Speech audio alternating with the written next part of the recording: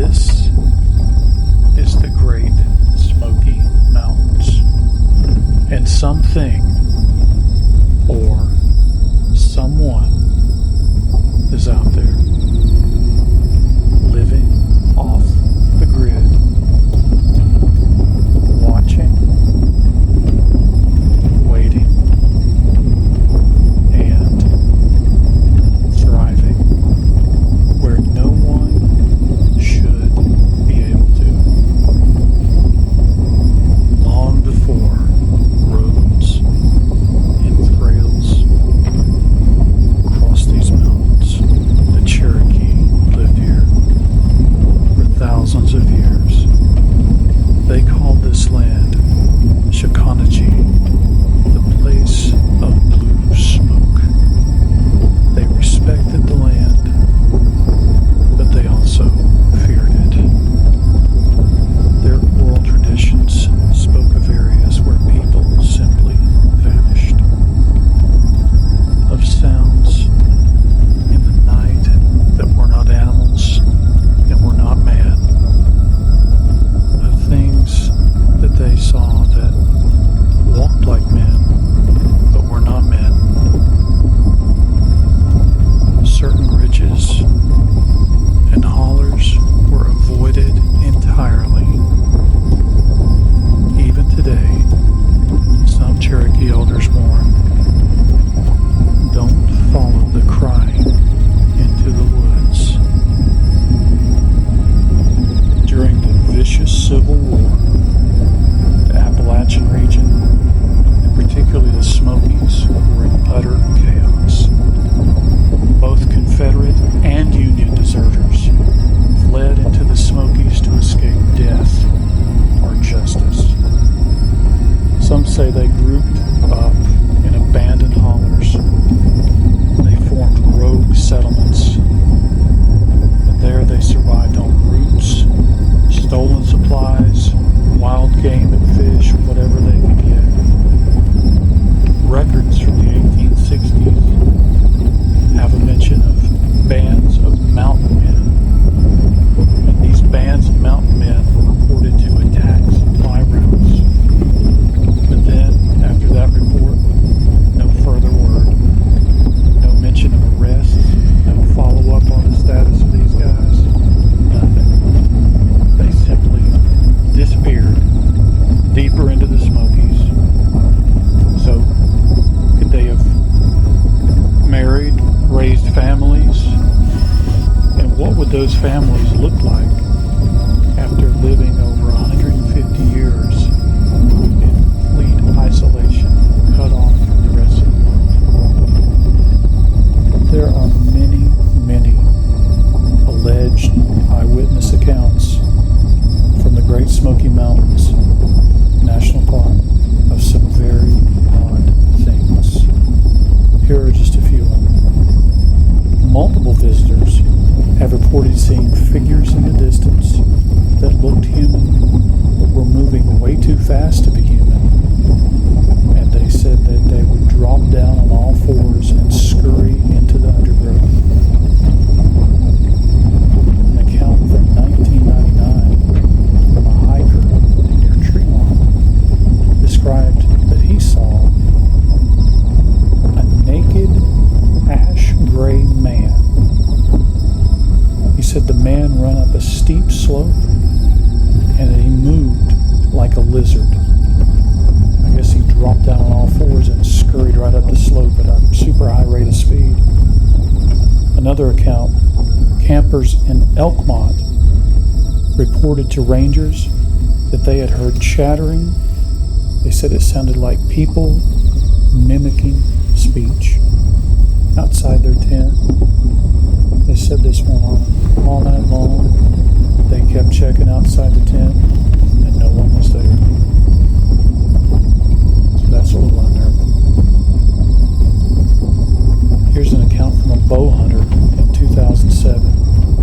He claims to have snapped a photo of what he thought was a bear until he zoomed in. He said whatever it was had long limbs, zero fur, and forward-facing eyes. And this poor guy got so freaked out, he never went back to that area to hunt again. I doubt he ever hunted again. That's not something you want to see. One of the most circulated and well-known stories about the Great Smokies came from an alleged former park ranger, and this guy posted this story to Reddit in 2016. He said there were areas where his superiors told he and the other rangers they were not to patrol alone at all. He said they would find odd stacked rock patterns near some of the disappearance locations. I guess little stones stacked up, one on top of another is what he's talking about. He also described a particular case where he and a partner had found a white Jeep abandoned at a remote trailhead. He didn't say which trailhead. I guess the person never turned up, but they did find a Jeep. 3 days later, a trail camp deep in the backcountry, that means off trail away from where hikers are, recorded something moving. The still image showed a pale figure crawling on all fours. It had very long limbs, human-like, and the creature's eyes reflected light, eye shine, like an animal. Typically, you won't see eye shine with a person. This ranger said, "We weren't allowed to do that." Cades Cove is one of the most visited areas in the Great Smokies. It's one of the most beautiful places. It's a picturesque area, a big open valley. There's a motor loop that goes all the way around it. Really quite a place. A lot of preserved homesteads in there. Really something. But it's also where disappearances have occurred and where visitors have reported seeing some very strange things. So I have a couple of stories about things in and around Cades Cove. First off, this story goes back to 1991. A couple was camping off a trail, and they said that they heard a baby crying out in the woods all night long. So they checked with the ranger the next day. The ranger told them there was no one within 5 miles of their campsite, according to the sign-in sheet that he had. Then, later on in 2003, a hunter is said to have found an old shack torn apart from the inside. He said there was wood splintered everywhere. No claw marks like a bear, no blood like something had been torn apart in there. Just a shredded sleeping bag. Beside the sleeping bag was a half-eaten deer leg. So that's something. Then there's the woman at the ridge. This is a scream that is heard in and around Cades Cove. Sounds like a woman screaming. The locals gave her the name Woman of the Ridge. I don't know what that thing is screaming. It doesn't sound like a woman to me. It sounds more like a banshee. Very creepy. Another place in the Great Smokies Park with a lot of strange goings on is a place called Deep Gap. Now, Deep Gap is a quiet place. Really much too quiet of a place, some would say. So here's a few stories about Deep Gap. It seems there was a solo hiker who'd signed him with the Rangers, went in there sometime in 2008, I'm not sure what month, and this guy vanished. dawn.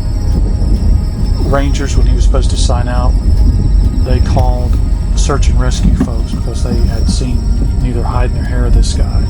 Search and rescue teams went out. They found nothing. Not a trace, not a piece of clothing, no blood, not a thing. And then 2 or 3 weeks later, some campers who were camping a few ridges over from that location where this guy disappeared, they reported that they heard long, human-like screams at around 2 a.m. So they must have slept really good that night. They were brave enough the next morning to get up and search around where they thought the screams were coming from. What they found was a set of footprints. No shoes, sunk deep into the mud, headed up a hill, and they said up at the top of that hill there was nothing in particular there, and then the tracks just trailed off. So, that's interesting. Another witness claimed he saw a woman who was crawling fast on all fours like a spider. And he said she darted between 2 trees, turned around and stared at him for a while, and he said that her eyes blinked. So it seems that missing persons reports in the Great Smokies National Park follow some very interesting patterns. These are very similar to the patterns we first heard about from Dave Paulides, author of Missing 411. If you haven't read those books, I suggest you do. However, they are really pretty scary. So here's what the search and rescue folks that have searched in the Smokies had to say.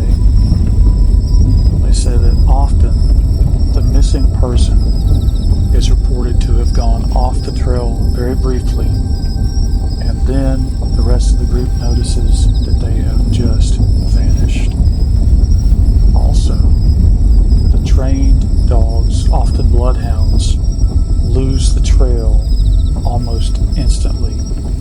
Very unusual. Another thing, the search and rescue teams will grid an area, then suddenly move 5 miles away based on new information. This happened in the Dennis Martin case, if you're familiar with that. So, again, this is what Dave Paulides in his Missing 411 research pointed out, that these search and rescue teams jump for some reason to a distant location. And several of the cases are marked closed, even though there's no resolution to the case. And the families are often told to just stop asking questions. Just stop. So with no resolution, they're encouraged to stop. I don't think that sounds very nice. So, what's really going on in the Great Smoky Mountains? What's happening with all these strange sights and sounds, disappearances, all this bizarre things that's going on? So there's a number of theories that various folks have. We'll go over some of those, although this is certainly not a complete list. It could be any number of other things, which we could get into at a later time, but here's just a few. So some believe that what's going on is that feral people who are the descendants of Civil War deserters or people who escaped the Great Depression, maybe World War II, World War I deserters out living in the woods, their descendants. That's what we're seeing as the feral people. Also, it could be a sort of a squatter type situation where these folks, maybe in small groups, have simply checked out of modern living in a city or somewhere else, and they're out there just living free, maybe stealing things from campers as needed or as available. Who knows? Who knows what could be going on as far as the feral people? There is a lot of evidence for feral people, and that is, I think, a pretty interesting, pretty likely scenario. So, other folks who are sort of in the cryptid camp believe that all these sightings are basically can be chalked up to one or another species of cryptid, like a Sasquatch or a dogman, or maybe even some sort of relic hominid that has survived for untold millennia undetected, and it just happens to make its living in various places like national parks. Then within folklorish type circles, there's a lot of talk about other types of creatures. For one, which I think is a pretty terrifying creature, the rake. The rake is a very gaunt, pale, humanoid-looking critter that sort of crawls on all fours and has glowing eyes, and some people claim they've captured on trail cams images of these things, and they're also rumored to be extremely hostile. So that doesn't sound like anybody would want to meet. A few folks go even further, and they talk about things like interdimensional entities that can come through portals and take people at will and then simply go back through the portal. There's also talk of old world spirits that are trapped between realms. I guess this would be in the arena of elementals from Ireland and Scotland, if you're familiar with those.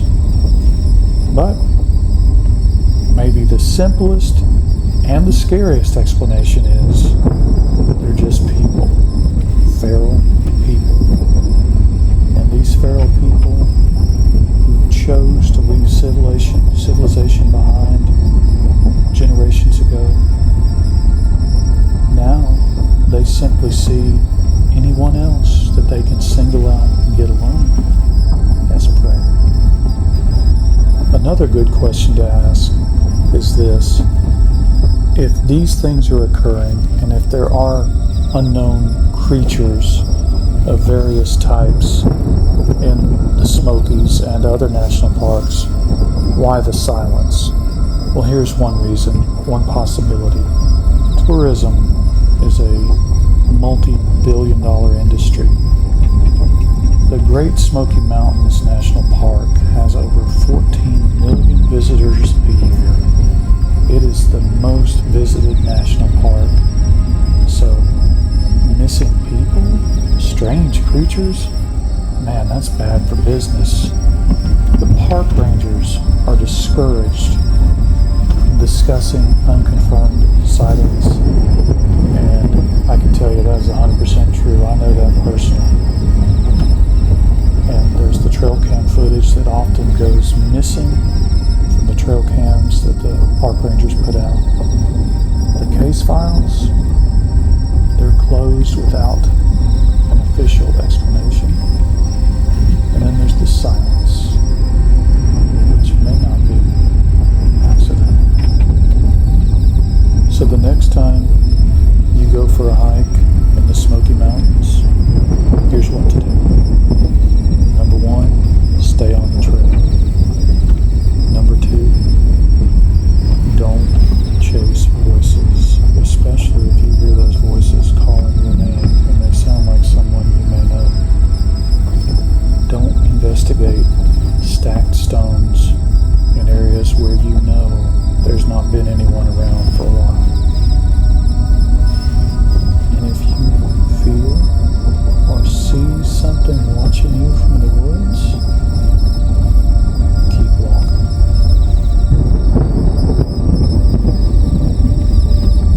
The feral people are still out there, watching, waiting, and the Smokies aren't the only place.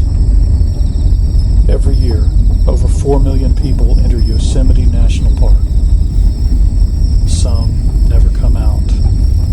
No cries for help, no trails to follow, no trace at all. These are the ones the wilderness took. These are Yosemite's missing. The year was 1981. The date, July 17th. And 14-year-old Stacy Ann Ross was on a horseback riding trip in Yosemite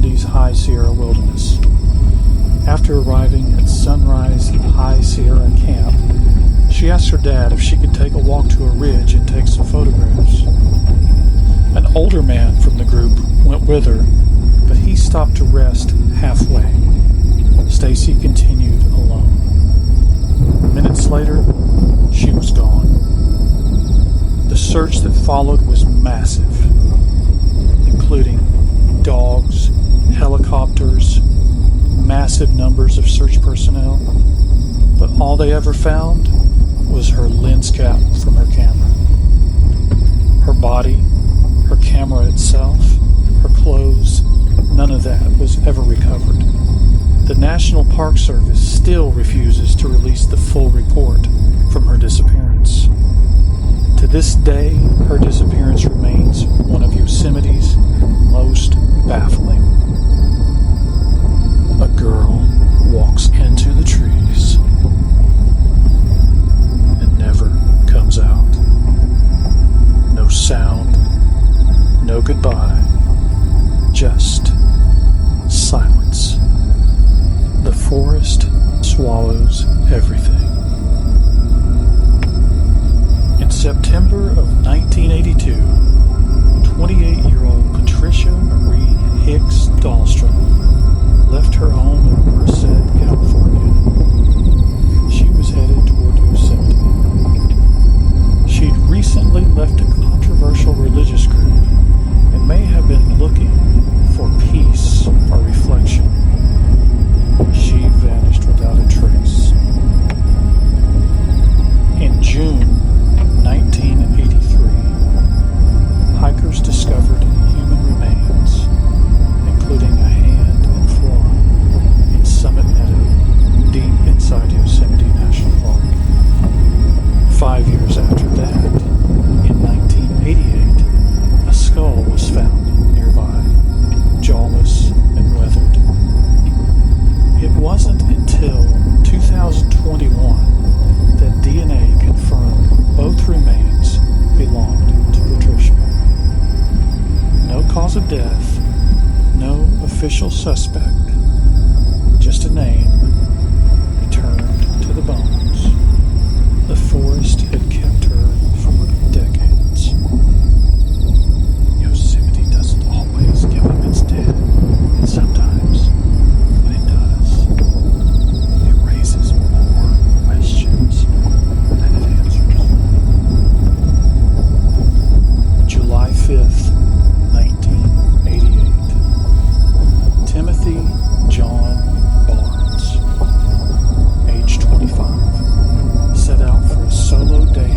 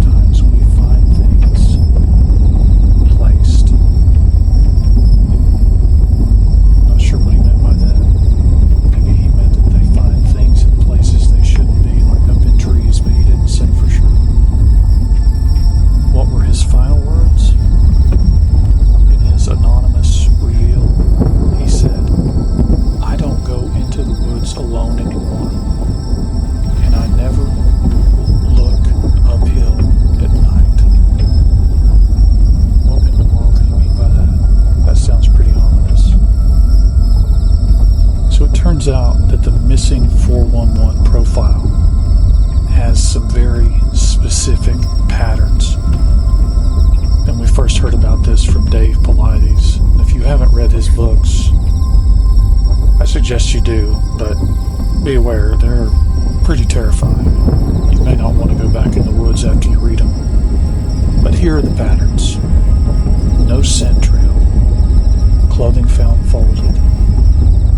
Dogs refused to track. Disappearances near granite, water, or caves. And a sudden, large weather event after the disappearance. Yosemite has all of these patterns. And those who vanish in Yosemite often vanish without any logical reason or pattern. They just vanish. Yosemite National Park is without a doubt one of the most beautiful places on Earth. But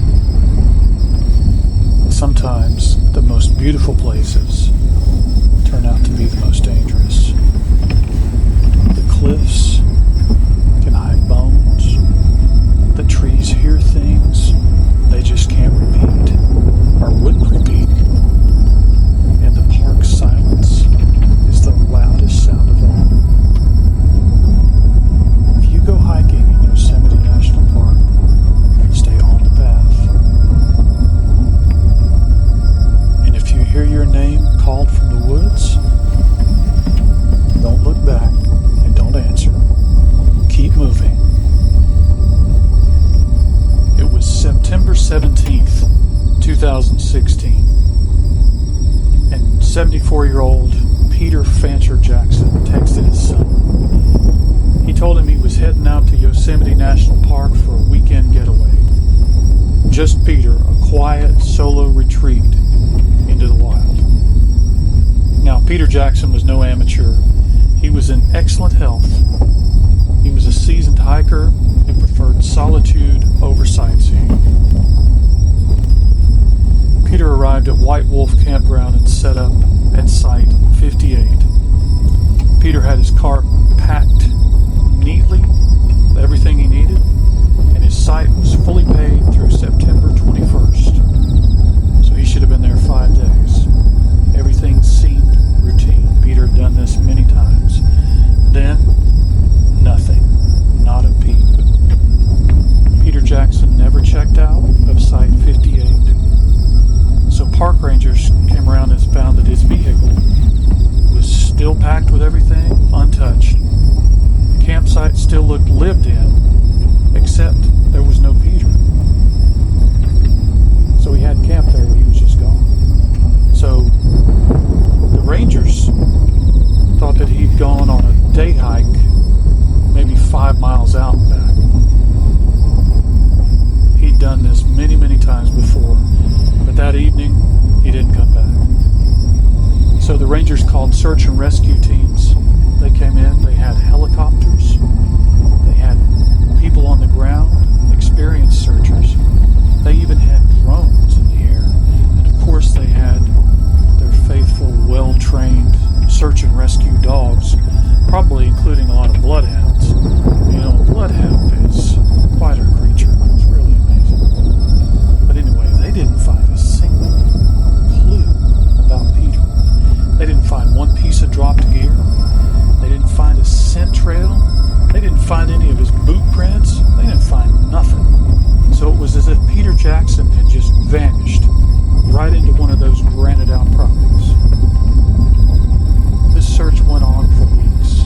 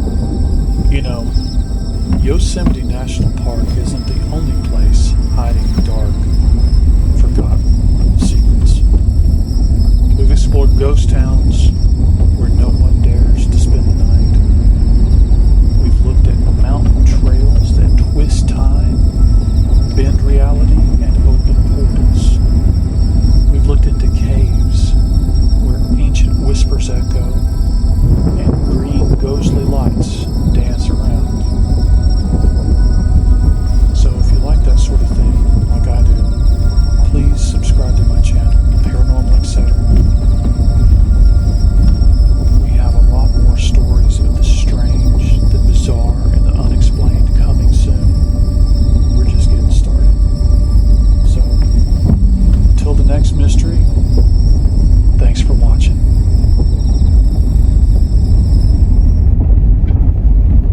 On Saturday, June 14th, 1969, a 6-year-old little boy darted into the woods wearing a bright red shirt. He was out of sight for less than 5 minutes. Dozens of adults, including his own father, are nearby. Within hours, the largest search in the history of the Great Smoky Mountains begins. And still, with all those searchers, no one finds a single trace of the boy.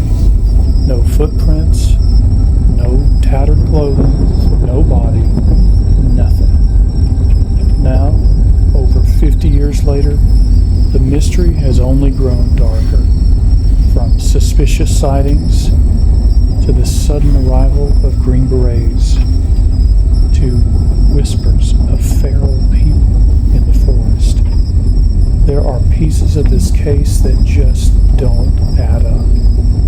This isn't just a story about a missing child. It's a story about what might be hidden in America's most visited national park.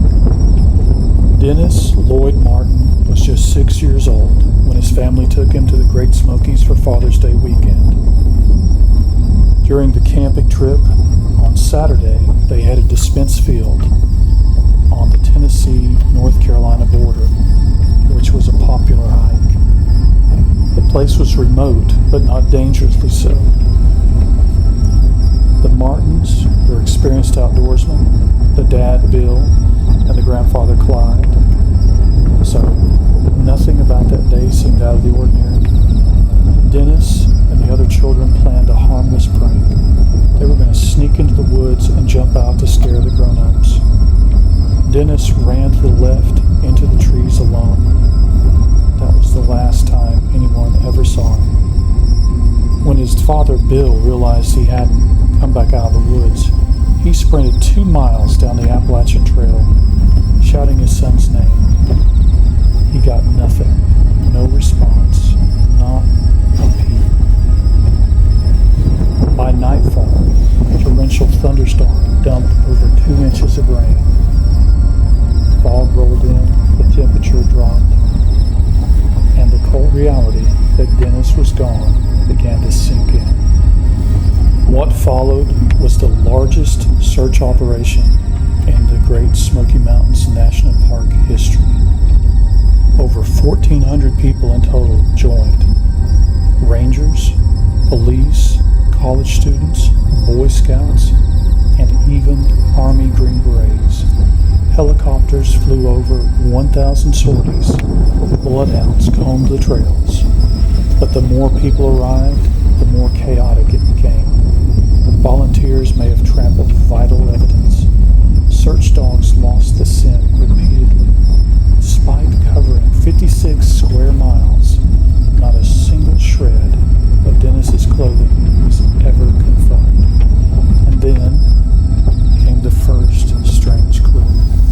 Child-sized footprints were found, one barefoot, one wearing an Oxford-style shoe. The prints veered toward a creek and vanished. At first, this was dismissed, but later on, investigators, including Ranger Dwight McCarter, believed that these prints might have belonged to Dennis.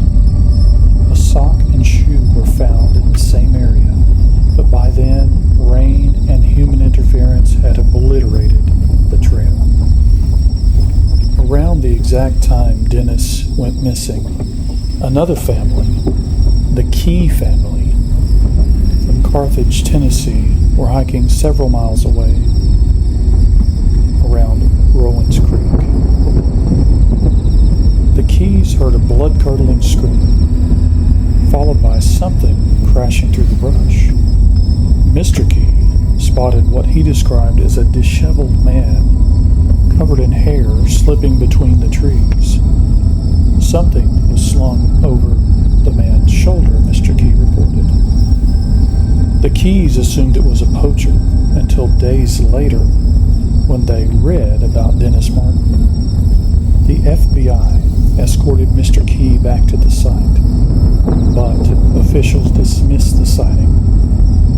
They claimed it was too far away, a little over 3 miles. They said it could not be related. Dennis's father, Bill, strongly disagreed. He personally hiked the distance with a tracker and proved it was easily possible. More disturbingly, the Keys sighting was never publicized during the search. To this day, the identity of that shaggy figure remains unknown. Years after the disappearance of Dennis Martin, in 1985, a ginseng hunter, who was actually a poacher, confessed to a park ranger that many years earlier he had come across the skeletal remains of a small child in a holler down the hill from Spencefield. He never reported it because he was afraid of getting in trouble, fined, arrested, all that good stuff, because it's actually illegal to hunt ginseng in the park.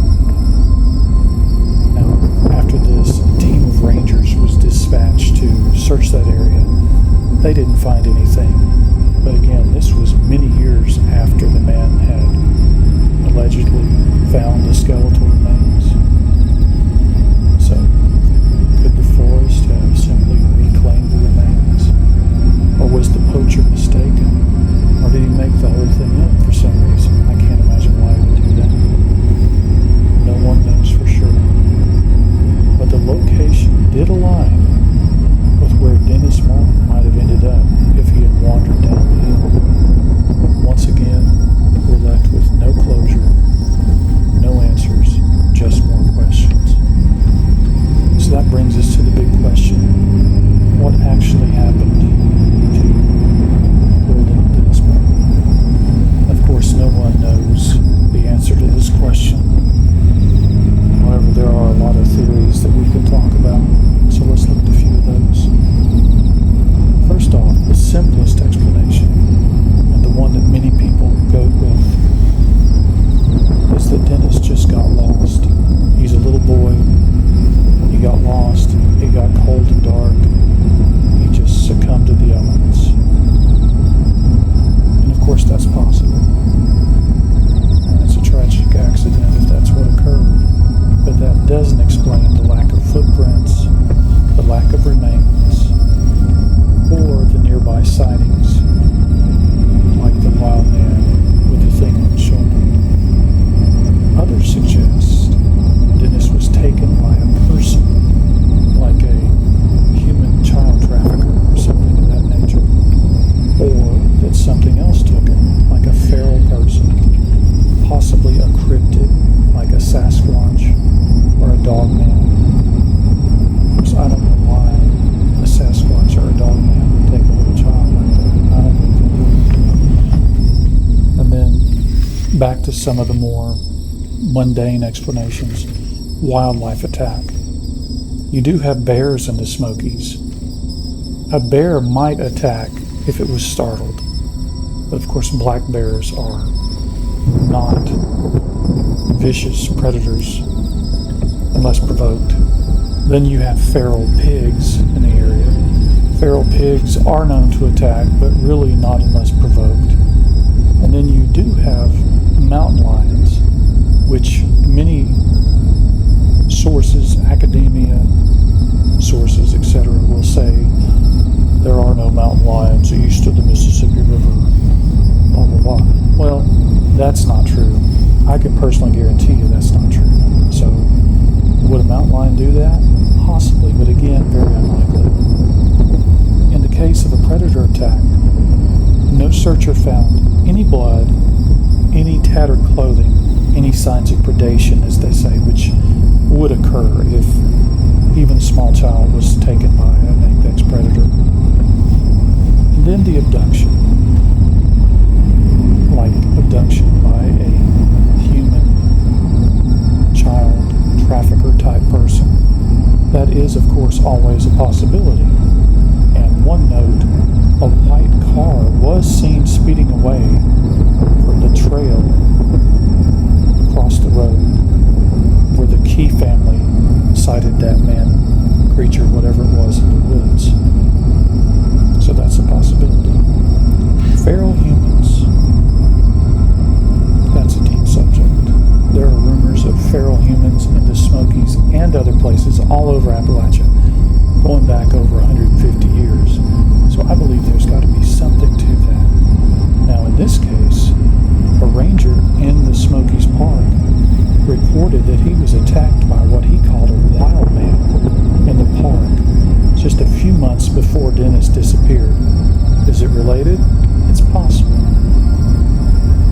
A Sasquatch or a Bigfoot. There have been a lot of sightings of Bigfoot-type creatures, again, all over the Appalachian Mountains, and definitely in the Smokies. Some people believe the hairy figure that Mr. Key saw wasn't a man at all, but it was a Sasquatch carrying something on its back. So that's a possibility. And then there's the whole government cover-up act.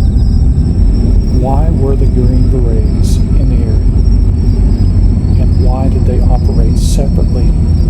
Why were they heavily armed with M16s? That is very much debated. Some say that the Green Berets were only armed with sidearms.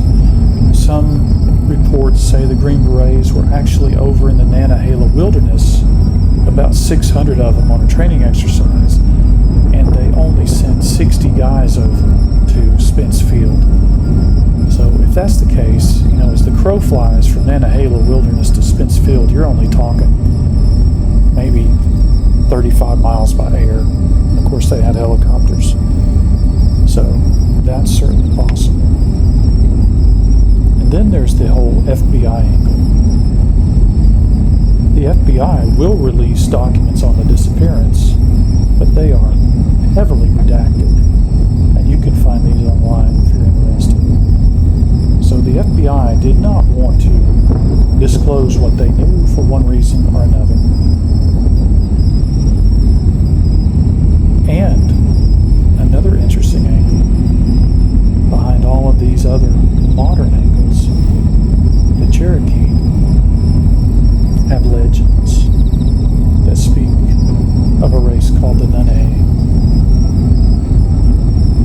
These are a hidden people who live beneath the mountains, who sometimes protect lost travelers, and other times they will simply take travelers underneath the mountain. So maybe the Nene or Dennis. Today, little Dennis Martin would be over 60 years old. But no one knows where he is. No one knows what happened up at Spencefield that day. Some people say the mountain took him. Some say something else took him. But every Father's Day, the forest remembers. And so do we. We just passed the anniversary of Dennis Martin's disappearance, and I went over there and went up toward the field, Spence Field, but it started getting dark, so I had to turn back. I didn't want to be caught out there in the dark. But I have to tell you, there was definitely a very heavy vibe in the air on Saturday, June 14th, 2025. And we said a prayer for Dennis.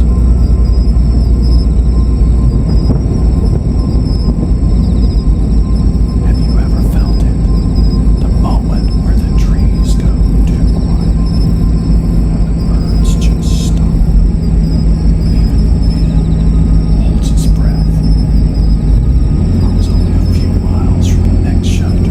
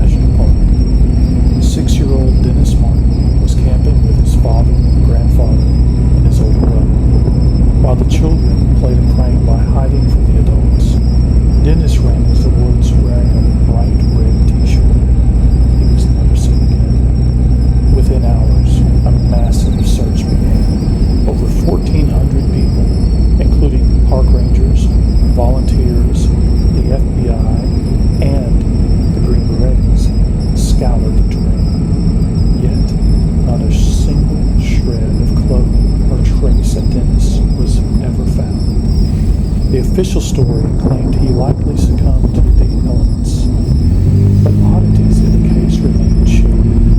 One family reported hearing an unearthly scream echo through the forest shortly after Dennis's disappearance.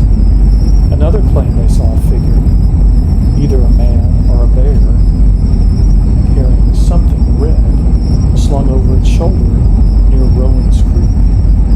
That sighting occurred just hours after Dennis disappeared. Stranger still, the Green Berets who participated in the search kept separate from the other teams.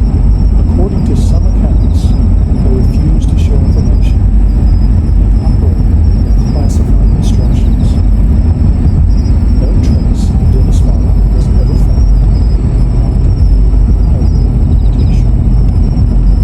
Case number 3. Daryl Joseph Lukey. On March 17, 2012, Derek Lukey, age 24, checked into a hotel in Cherokee, North Carolina. The next morning, he left without checking in. His car was found parked at Cleveland, which is only a short drive from Cherokee. Inside the vehicle, his backpack, his tent, food, water, and survival kit. On the seat lay a copy of AWOL on the Appalachian Trail and a note that read, "Don't try to follow me." Despite what sounded like a suicide note, there was no body, and Derek's family said he was in good spirits just days earlier. Rescue teams, helicopters, and canine units combed the mountainous terrain. No tracks, no signs of wildlife attack, no remains, not a trace. Some hikers believe he may have intended to disappear. Others think that something else got to him first. Case number 4, Christopher Tompkins. On January 25th, 2002, Christopher Tompkins was walking a survey line in Georgia. He was with a crew of coworkers spaced about 50 feet apart. They said he was there one moment, then nothing. He was gone. They looked all around and they found he had vanished. On a barbed wire fence near the tree line, they found one of his boots hanging oddly, as if it had been yanked off. Nearby, a few scattered coins, some threads of cloth, and that's all they found. There were no signs of struggle, no signs he walked away. Later on, search teams and bloodhounds combed the area, and they found no trace of Christopher in any direction. His case was filed by the Sheriff's Department under unexplained disappearance. Case number 5, Eric Cheeks. He was just 19 years old. Eric Grant Spud Cheeks, quite a nickname, Spud, a local from Harper's Ferry, West Virginia, wasn't an out-of-state trendy hiker or a survivalist. He knew the woods. He'd grown up in the woods. He often was out walking in the woods. But in April of 2000, he walked into the woods and never came back. Eric had been seen at a local party. Some say he left on foot alone, planning to take a short walk. But when he didn't return home the next day, his family knew something was terribly wrong. They searched. Flyers went up, and days turned to weeks. Then, silence. It wasn't until a full year later, in April 2001, that a hiker stumbled on something just off the Appalachian Trail near the junction of Route 9 in West Virginia. Roughly 300 feet off the path, hidden in dense undergrowth, were human skeletal remains. The bones were badly decomposed, but a wallet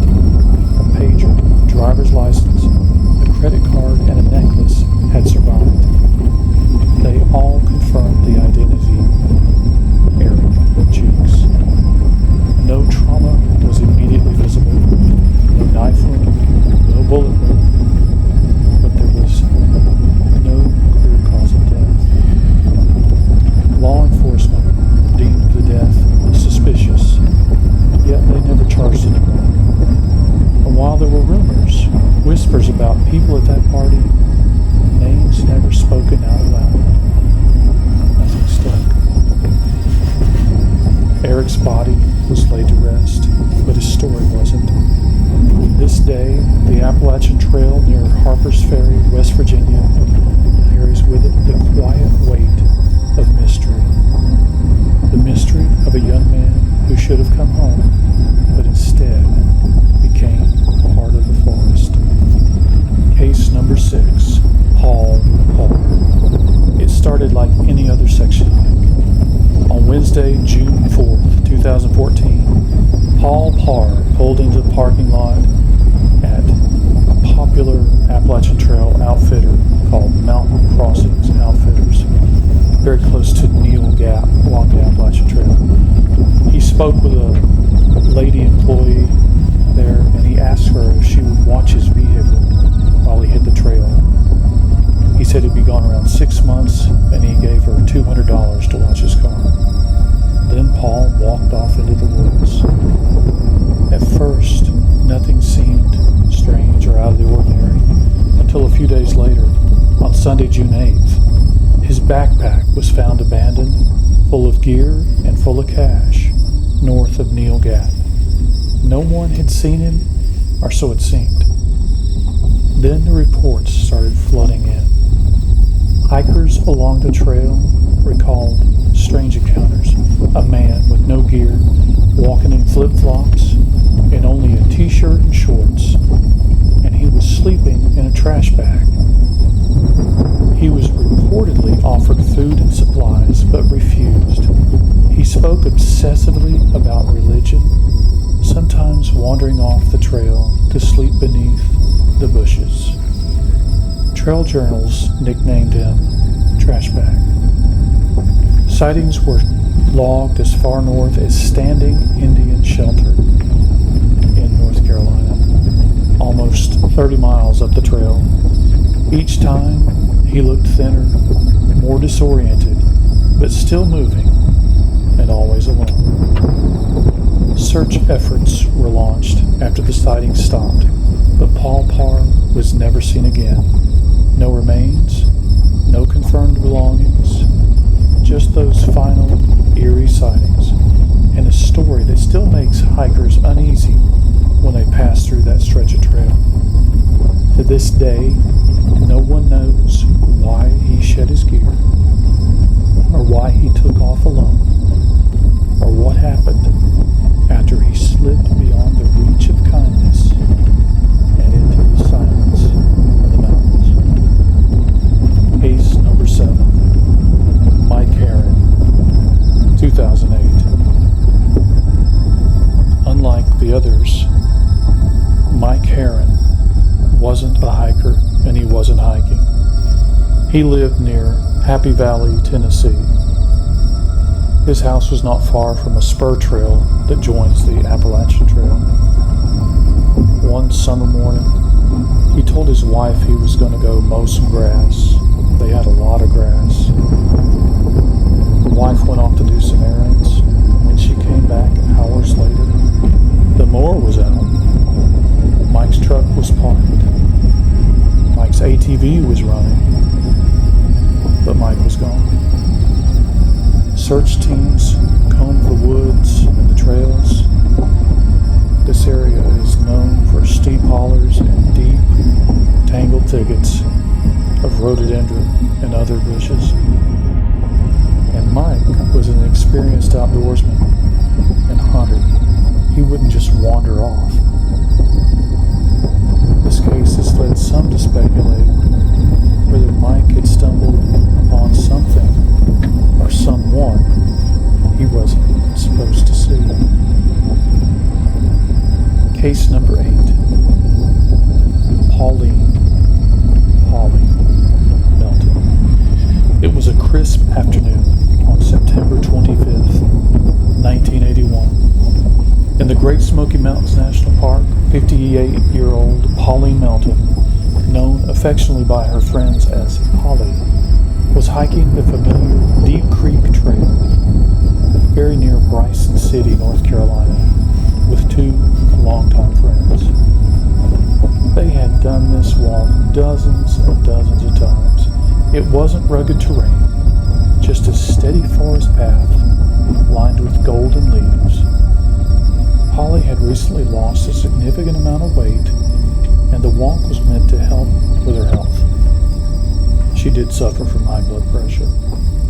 At around 4 p.m., she picked up her pace ahead of her companions. She rounded a bend of the trail and never came back. Her friends reached the spot where they'd last seen her just minutes earlier, but Polly was gone. There were no signs of a struggle, no calls for help, no screams. Polly had simply vanished, less than 100 yards ahead of them. The search effort began that same evening and expanded very quickly. Rangers, search and rescue dogs, and volunteers canvassed the trail and the surrounding woods. Helicopters scanned from above, but no footprints, no scent trail, no discarded items, no blood, no signs of predation. Nothing was ever found. Her purse and identification were back at her campsite.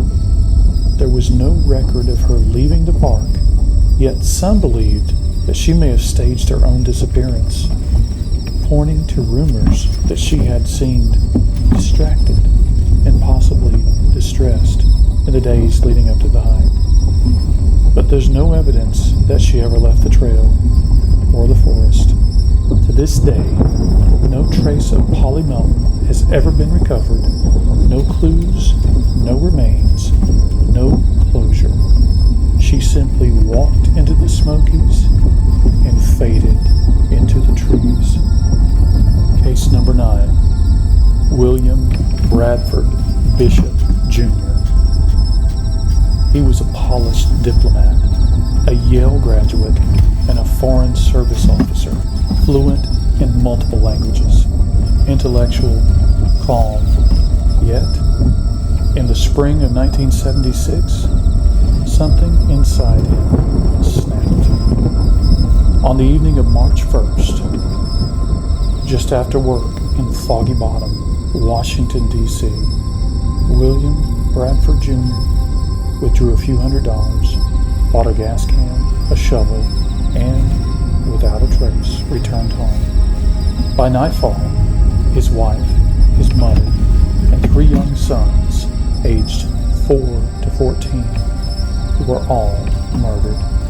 But then he did something chilling. He loaded their bodies into a station wagon and drove 275 miles south to North Carolina. He burned them and he buried them.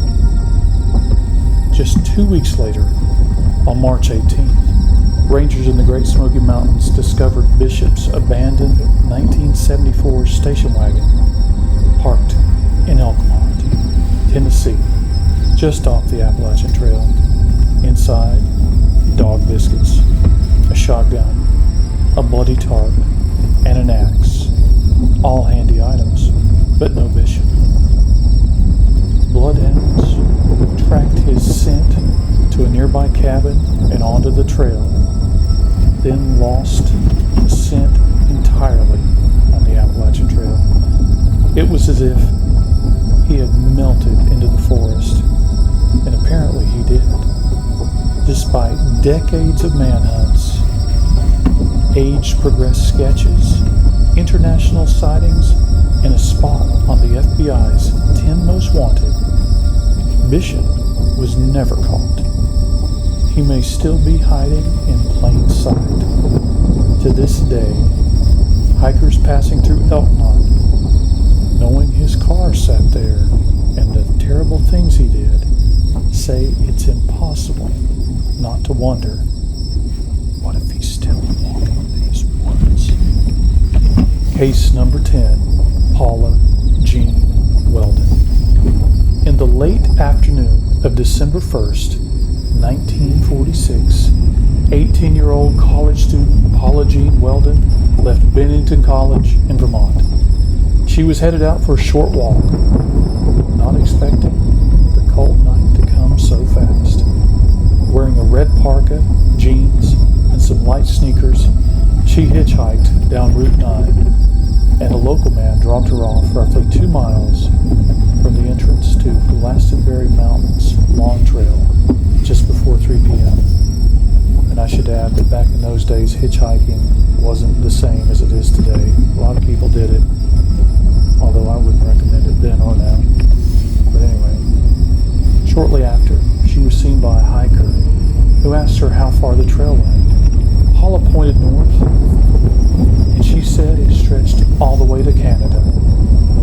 It was nearly 4 p.m. Darkness and snow were approaching, but Paula Weldon walked off into the woods, and she vanished. Over the next days, hundreds of students, soldiers, firefighters, and local police scoured the long trail and its ridgelines. Despite this massive effort, which included airplanes, dogs, ground crews, not a trace of poor Paula was ever found. No footprints in the snow turned up overnight. No belongings discovered. No signs of predation. Not even her watch or her wallet. Investigators at the time wondered, did she get lost? Did she freeze to death? Or was there foul play?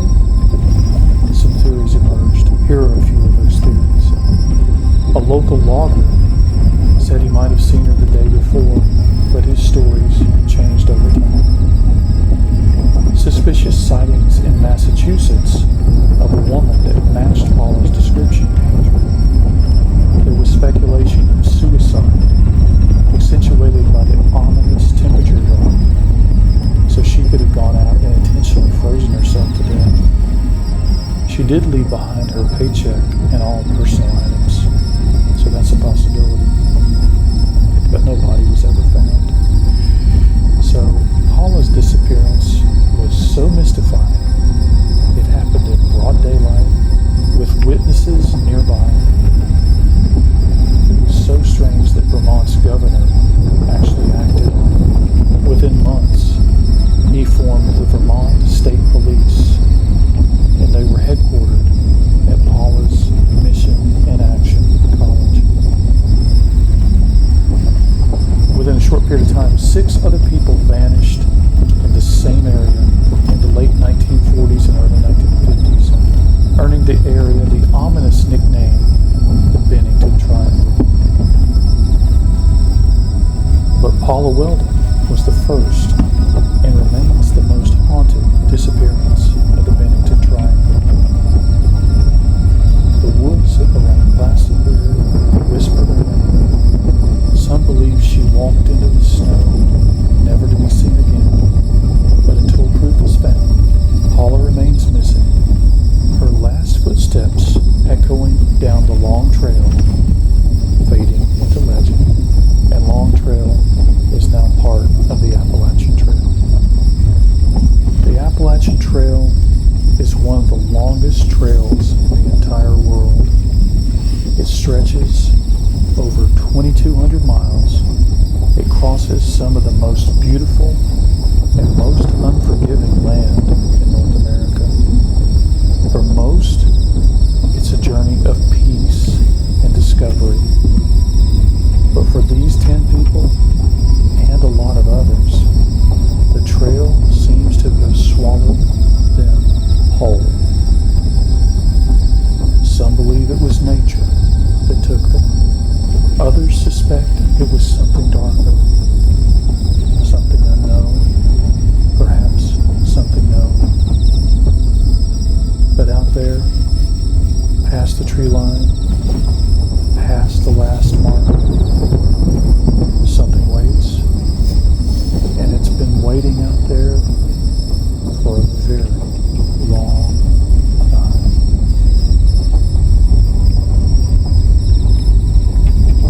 The Appalachian Trail is a place of wonder, introspection, and discovery. Many, many hikers travel on the Appalachian Trail each year, and most go through unscathed. However, sometimes the Appalachian Trail turns deadly. Tonight, cover 3 stories of heinous murders that have taken place on or around the Appalachian Trail. Case number 1. Joel Polson. Low Gap Shelter, Chattahoochee National Forest, North Georgia, May 1974. Joel Eugene Polson was a 26-year-old photography enthusiast from Hartsville, South Carolina. Traveling with him was Margaret McFadden Herod, just 17 years old, from Sumter, South Carolina. They were not romantically involved. They were just friends, but they were very trusting of each other. They set out on the Appalachian Trail across the wooded ridges of North Georgia, looking for peace, perhaps looking for answers. That evening, in the spring of 1974, they stopped for the night at a shelter known as Low Gap Shelter in the Chattahoochee National Forest. It was quiet, peaceful.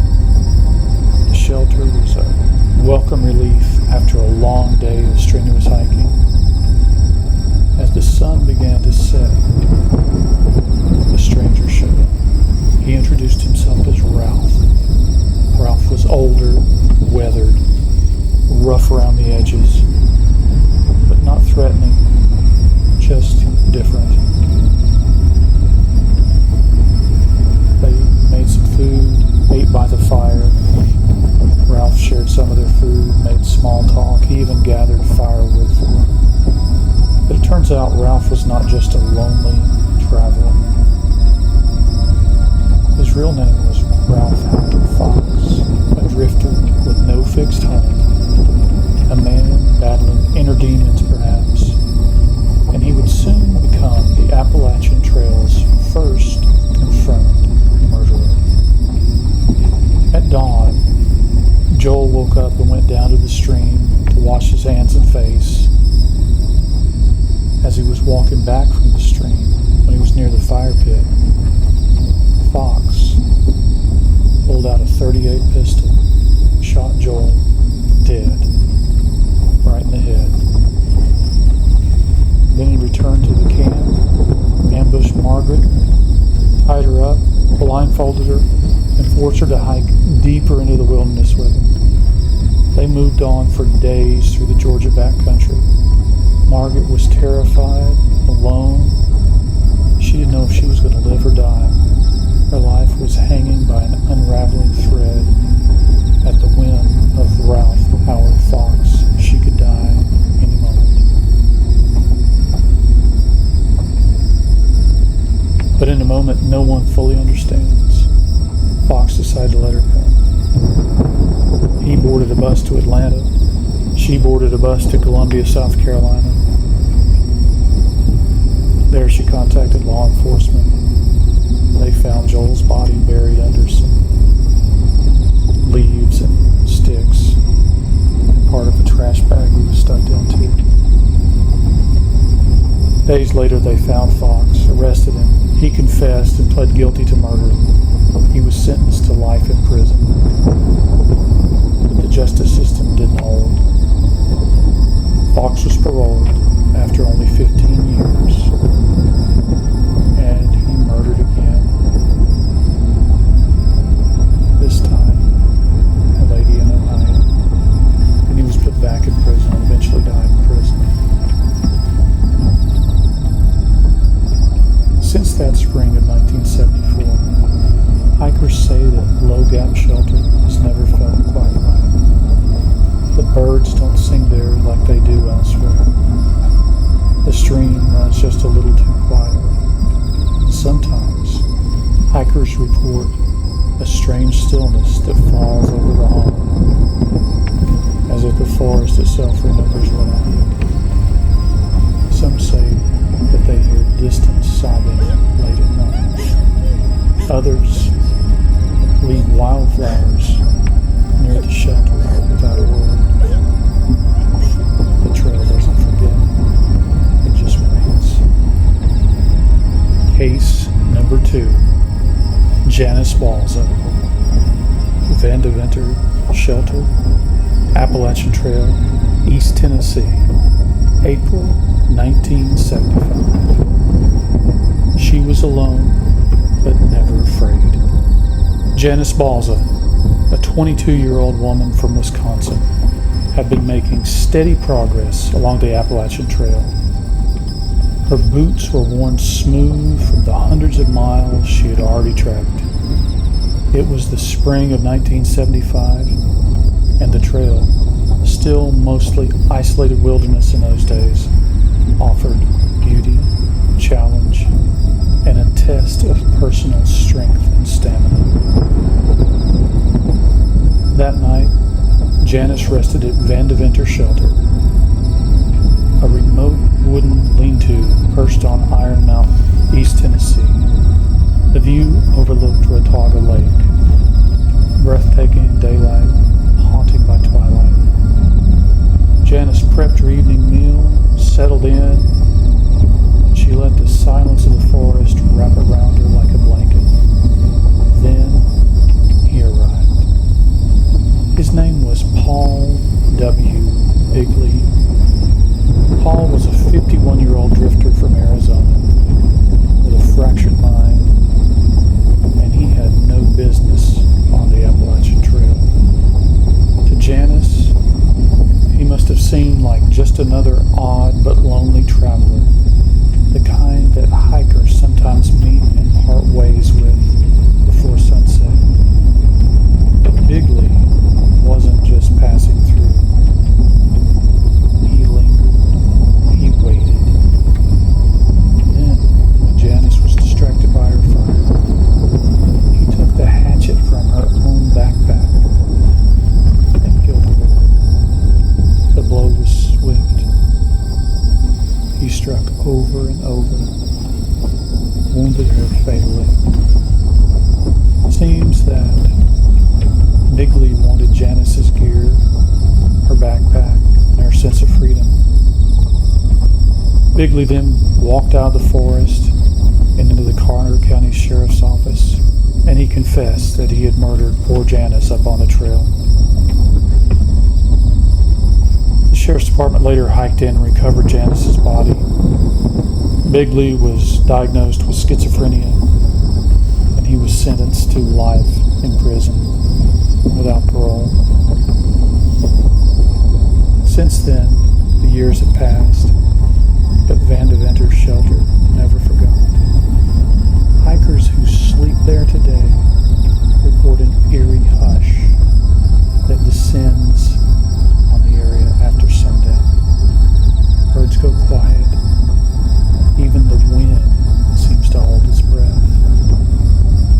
Some claim they feel someone watching them from just beyond the tree line. Some claim that they feel the ghost of Janice in that very spot.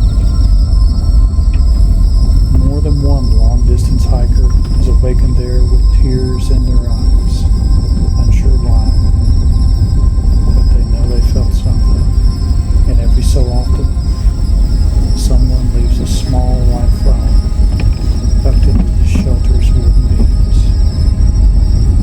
They never say who it's for, but they don't have to say it. Everybody knows it's for Janice. Case number 3. Serial killer Randall Lee Smith. The woods near Dismal Creek in southwestern Virginia are steep, dark, and unforgiving. Most hikers who pass through remember the gurgle of the creek, the sharp ridgeline above, and the unsettling stillness that creeps in after sunset. Because in May of 1981, 2 young social workers from Maine, Robert Montford Jr., age 27, and Laura Susan Ramsey, age 27, were making their way along the Appalachian Trail as through hikers. They were hiking in an effort to raise money for disabled children, mentally challenged children who they worked with back home in Maine. That night they stopped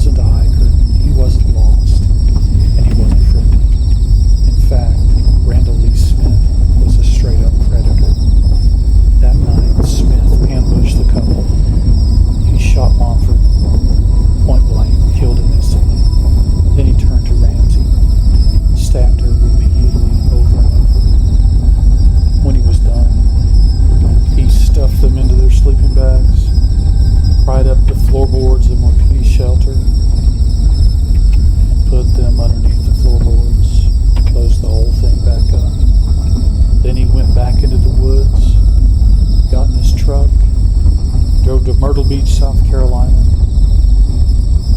And he did something to get himself arrested in Myrtle Beach. And while the cops were searching his truck, they found a note written by Smith that in part read, "This boy and this girl have been so nice to me.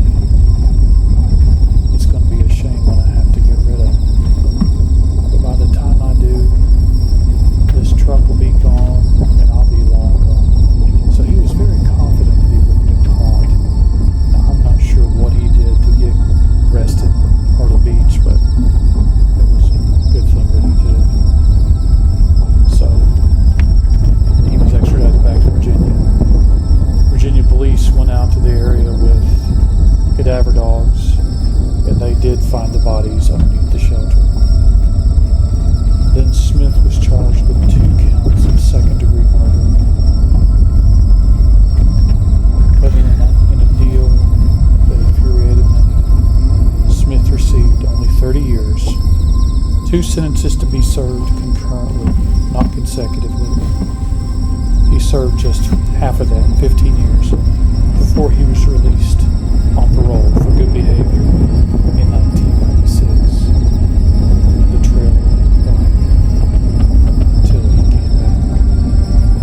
On May 6th, 2008, nearly 27 years to the day, there's that 27 again, after his first murders, Randall Lee Smith returned to the same stretch of the trail, same forest, same creek, same darkness.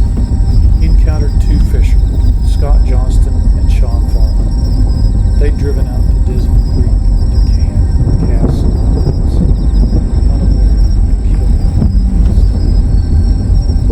Randall Lee Smith was a cold and calculating predator. He acted very friendly, shared a meal, shared some drinks, had some laughs, told Johnston and Farmer stories about the woods around there, some lore and legends, got real nice with them. Then he pulled out a .22 pistol and started shooting at the guys. Johnston was shot in the neck and back, and Farmer took a bullet to the chest and head. Fortunately, both these boys were quite large, and they did survive. They jumped in the pickup truck of one of the other guys, I'm not sure which, sped off down the hill. And they just happened to remember that they knew an acquaintance near there, a young lady. They went to her house, called the cops. Cops got involved. And old Smith, he took off in one of the other pickups. And unbeknownst to him, he was pursued by a state trooper. As soon as he saw the trooper, he freaked out, started speeding, lost control of the truck, wrecked it. Apparently got hurt pretty bad because he died in jail only 4 days later. So he never had to go back to trial for his final act of senseless violence. So the man who had haunted the Appalachian Trail for decades was gone. The Wapiti shelter was completely rebuilt after the 1981 murders. But hikers say something about the area, particularly that shelter, still just feels wrong.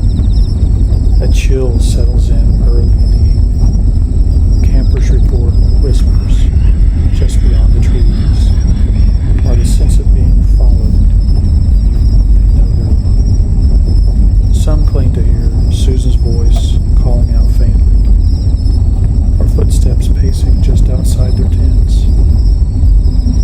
More than a few skip that section of the trail altogether, not out of fear, but out of respect. They say the forest knows, and the forest remembers. There's an old saying around here: the mountains don't keep secrets, they keep scars. They remember every battle, every betrayal, every body buried in unmarked graves. The peaks of the Great Smoky Mountains are some of the oldest on Earth, and that much time gives the land a long, deep memory. So, what if the things that died in the Picture this. The last light of day surrenders to the Blue Ridge. Fog, heavy as a shroud, is peeling itself off the blacktop of the Cades Cove loop. Miles away, a single flickering lantern keeps a lonely vigil outside the old Greenbrier establishment, a light for a guest who is never, ever going home. And in the dead center of a forgotten cemetery, a cold blue ball of light hovers silently above a grave that hasn't seen a flower in over a century. These aren't just campfire tales to spook the tourists. These are wounds, open wounds that refuse to close. Tonight, we're not just telling stories, we're walking into them. We're visiting 3 spots the locals still won't go alone. 3 places where the past is so present, you can feel it on your skin. We're looking for the bride who never became a wife, for cemetery lights that have no earthly source, and for a cave where, according to every old story, the devil himself holds court. Come on, let's go. First stop, the Greenbrier Restaurant in Gatlinburg, Tennessee. Before it was a high-end steakhouse, it was the Greenbrier Lodge, built in 1939.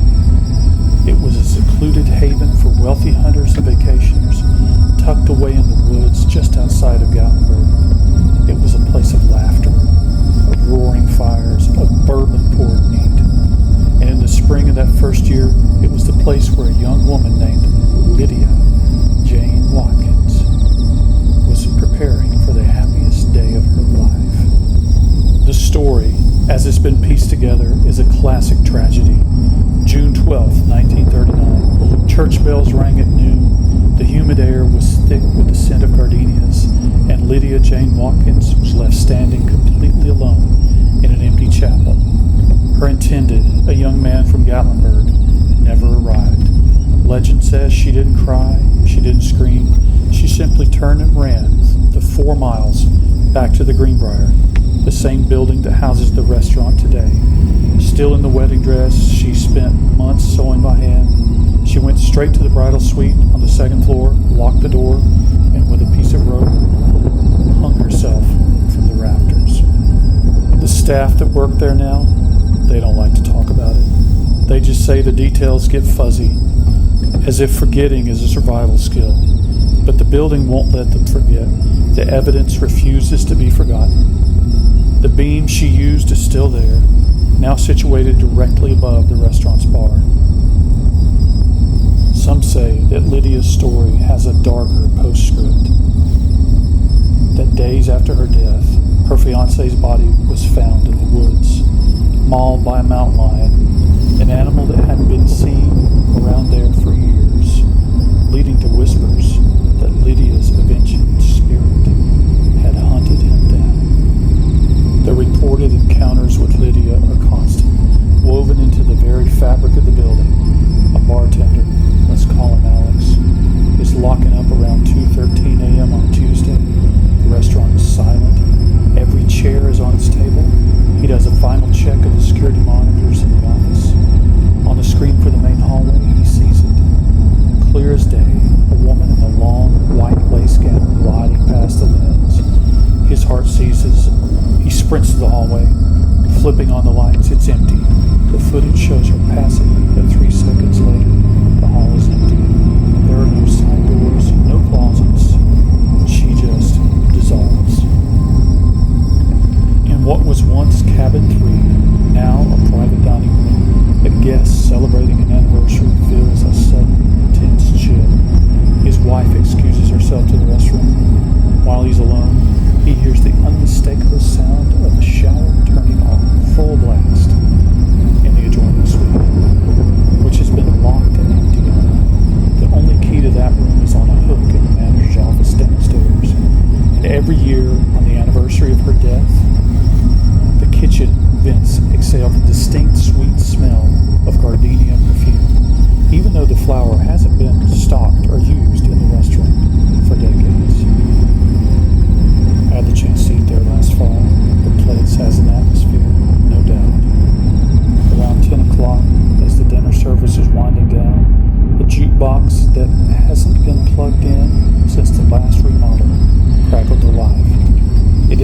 whole song, they just played a single mournful verse of Billie Holiday's I'll Be Seeing. The same song, I later learned, the wedding band had practiced the morning Lydia died. The sound was thin, warped, like it was coming from a long, long way away. When I asked the manager if this crew was playing a prank, he stopped polishing the glass and gave me a dead-eyed look. Sure, you find the extension cord for a 1955 Seabird with no power supply and we'll talk about it, he said. Next stop, Cades Cove, to see some glowing orbs. In the daylight, Cades Cove is a postcard from the past. You'll see deer grazing in fields of goldenrod, split-rail fences tracing the memories of old homesteads, and children running around the 11-mile loop. But when the sun bleeds out behind the peaks and the valley is plunged into an almost prehistoric darkness, it remembers what it truly is, a basin of haunted history. For many decades, park rangers and campers have reported the same impossible phenomenon. Park rangers field multiple calls yearly from people who see floating candle flames or corpse lights bobbing above the tombstones of the primitive Baptist cemetery. They're described as cold, blue light lights, hovering about 3 feet from the ground. They hold perfectly still, an unwavering pinpoint in the impressive dark. Until you take a single step toward them, then they're just gone, vanished without a sound. The blame for this lingering energy is laid at the feet of two major tragedies that tore the cove apart. First, the Civil War. Cades Cove was fiercely pro-Union, a pocket full of abolitionist sentiment in a Confederate state. This made them a frequent target for raids. In 1864, Confederate raiders dragged 3 men suspected of being Union sympathizers to the fence of a primitive Baptist cemetery and executed them. Their bodies were buried in haste, their graves never marked.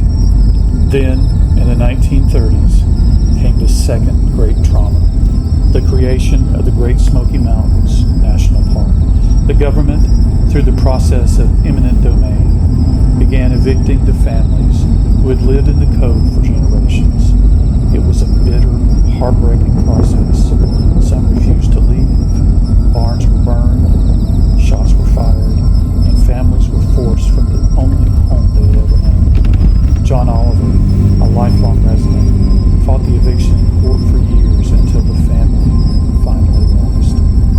I went in the cove after hours with permission and set up a full-spectrum digital camera and a digital temperature probe near the old cemetery. The silence out there is a physical weight. At 1:03 a.m., the temperature plunged 7 degrees in 30 seconds. My breath plumed in the cold air, and then a light ignited. It was hovering directly over the headstone of William Tipton, a patriarch of the cove from the late 1800s. It wasn't a flicker. It was a slow, deliberate pulse, like a weak heartbeat, once, twice. Then it faded, leaving an after-image burned into my retinas. Then it was no wind, only the smell of damp earth, wet wool, and the faint, unmistakable scent of old gunpowder. The lights appear most often in late October, right around the anniversary of the final evictions. Call it foxfire, swamp gas, a coincidence. I did too. Until a cold orb of light drifted so close I felt the static of it raise the hairs on my arm. And the word coincidence became meaningless. Foolish. Now, let's go over to the Devil's Courthouse in Whiteside Mountain. There are some places on this earth that just feel wrong. They are dissonant, out of time with the rest of the world. The Devil's Courthouse, a jagged, snarling rock formation along the Blue Ridge Parkway, is one of those places. Long before the settlers arrived, the Cherokee knew this place was different. They called it Datsit Nagud Yi, which translates to the place where they judged.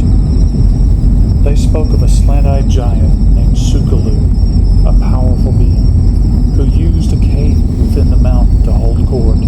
When settlers came, they misheard the stories, took one look at the menacing cliff that looks like a demonic throne, and decided the devil himself must hold court inside.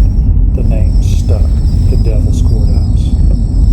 It doesn't help that the mountain has a habit of collecting people. The terrain is notoriously treacherous. Climbers report sudden, inexplicable 60-mile-an-hour downdrafts that leap from the mouth of the main cave, throwing ropes and gears sideways into the abyss. The National Weather Service has no official explanation on file for these localized, violent downgusts. The most chilling story happened in 1978. Two college students, both experienced hikers, camped below the summit. It was a clear, cold night. At around 3:12 a.m., one of them managed to get to a payphone in the nearby town of Cashiers, North Carolina. He called his mother, sobbing, incoherent, screaming about something with horns standing on the trail ahead of them. The line went dead. A massive search and rescue operation was launched. They found their campsite perfectly undisturbed. The tent was zipped, sleeping bags inside. The car was locked at the trailhead, but the boys were simply erased, vanished without a trace. The Park Service officially listed them as lost, presumed dead. The locals, however, have a simpler and more terrifying explanation. The devil collected his due. So we visited 3 places, 3 wounds on the landscape that refuse to scar over. At Greenbrier, Lydia is still wearing her wedding dress, forever walking the halls and trailing the scent of perfume and a promise broken. Cade's Cove continues to hold a silent and mournful vigil for the executed and the evicted, one cold blue light at a time. And the Devil's Courthouse, the door to the cave is always open, and the ancient judge, whatever you choose to call him, is waiting for the next name to enter his ledger.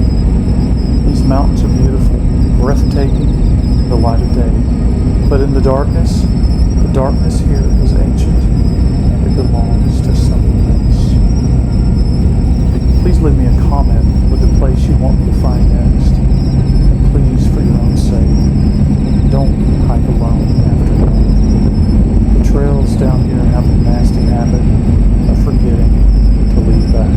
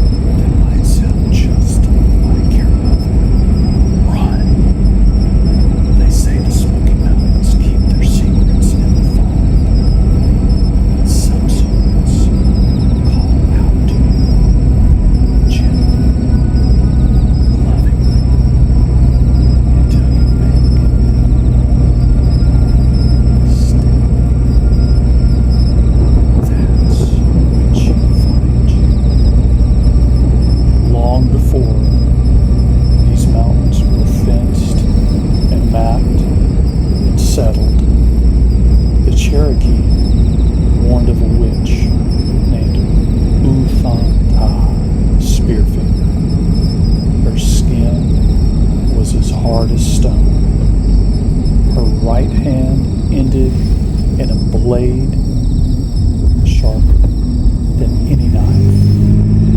One strike to the heart, and she will feed on her souls. Parents told their children, don't follow voices in the fog, because the fog belongs to Spearfinger. The lore says that Spearfinger sound like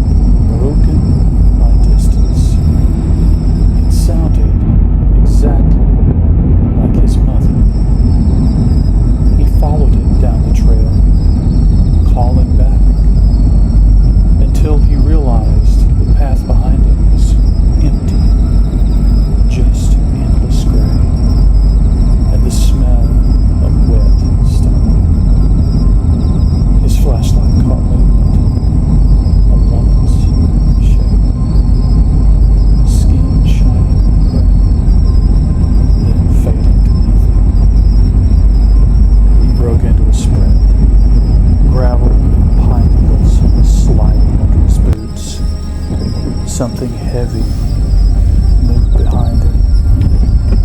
Stone scraping on bark. The woods grew eerily quiet, much too quiet. He heard her whisper right beside him, "Don't run from me." They found his flashlight the next morning, still burning. His radio then crackled to life with a single word. The old stories say that the Cherokee were once able to trap her. They dug a pit, lured her into it, and shattered her stone finger, the weapon of her curse. When it broke, the entire mountain shook, and she fell into the earth in a cloud of dust. The legends of these mountains don't die. They wait. And when the mist rolls over the ridges, hikers still hear that familiar voice calling softly from the trees. A voice that might sound just like your mother. So if you are walking in the woods alone and you hear Wu Thong Tai, Spearfinger, whispering to you, think twice before you answer. If you're ever in the Appalachians and you hear your name whispered by a familiar voice, don't answer. Not because the woods are empty, but because something out there might be using that familiar voice to lead you off the trail. Tonight, 3 Appalachian encounters. One that brushes close to the supernatural, and 2 that feel all too human. You decide which is worse. The story comes from a guy named Cole who was working a seasonal ranger job in the Smokies. Cole was out walking a service path deep in the Smokies. The July heat was decreasing because the sun was going down. He was on a logging trail just after a storm. No tourists, no campers. Just a chorus of insects and the low thrum of far-off thunder. On his right, the ridge tilted up, old hardwoods and scattered spruce. On his left, the ground fell away toward a creek, which the other rangers had told him, "You don't go down there after dark." They didn't specify why. They never do. Cole had a radio with him, and he left the microphone on, not because he was expecting trouble. He just logged his notes that way over the microphone. He'd reached a blown down tree, lifted a wet branch, and heard his name. Not shouted, said, "Call," as if someone had stood just behind his shoulder. He turned, no one. The sound had this hollow quality, like a voice inside a bottle. He radioed dispatch out of habit. "You got anyone near my position?" He got stuck.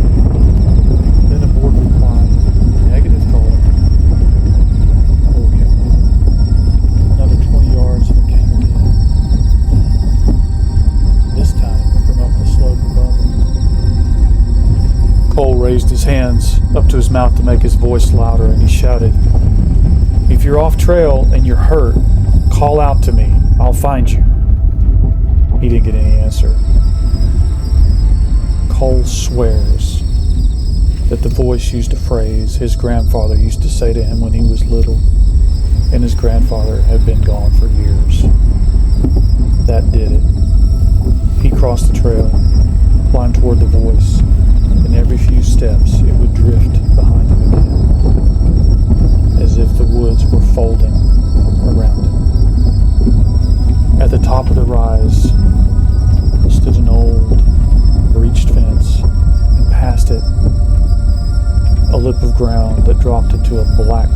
trees. Cole had never noticed it. No trail, no markers, just a holler that seemed to eat the last of the daylight. He clicked his headlamp on, and to his utter bewilderment, the beam of light appeared to bend like fog with hands. He called again, "Hello, can I help you?" The reply came from the holler itself, whispering his name. Then something else his grandfather used to say when saying goodbye at the door. "Don't keep them waiting." Then Cole heard a second voice, faint, same timbre, but not right. A syllable stretched way too long, like a copy of a copy.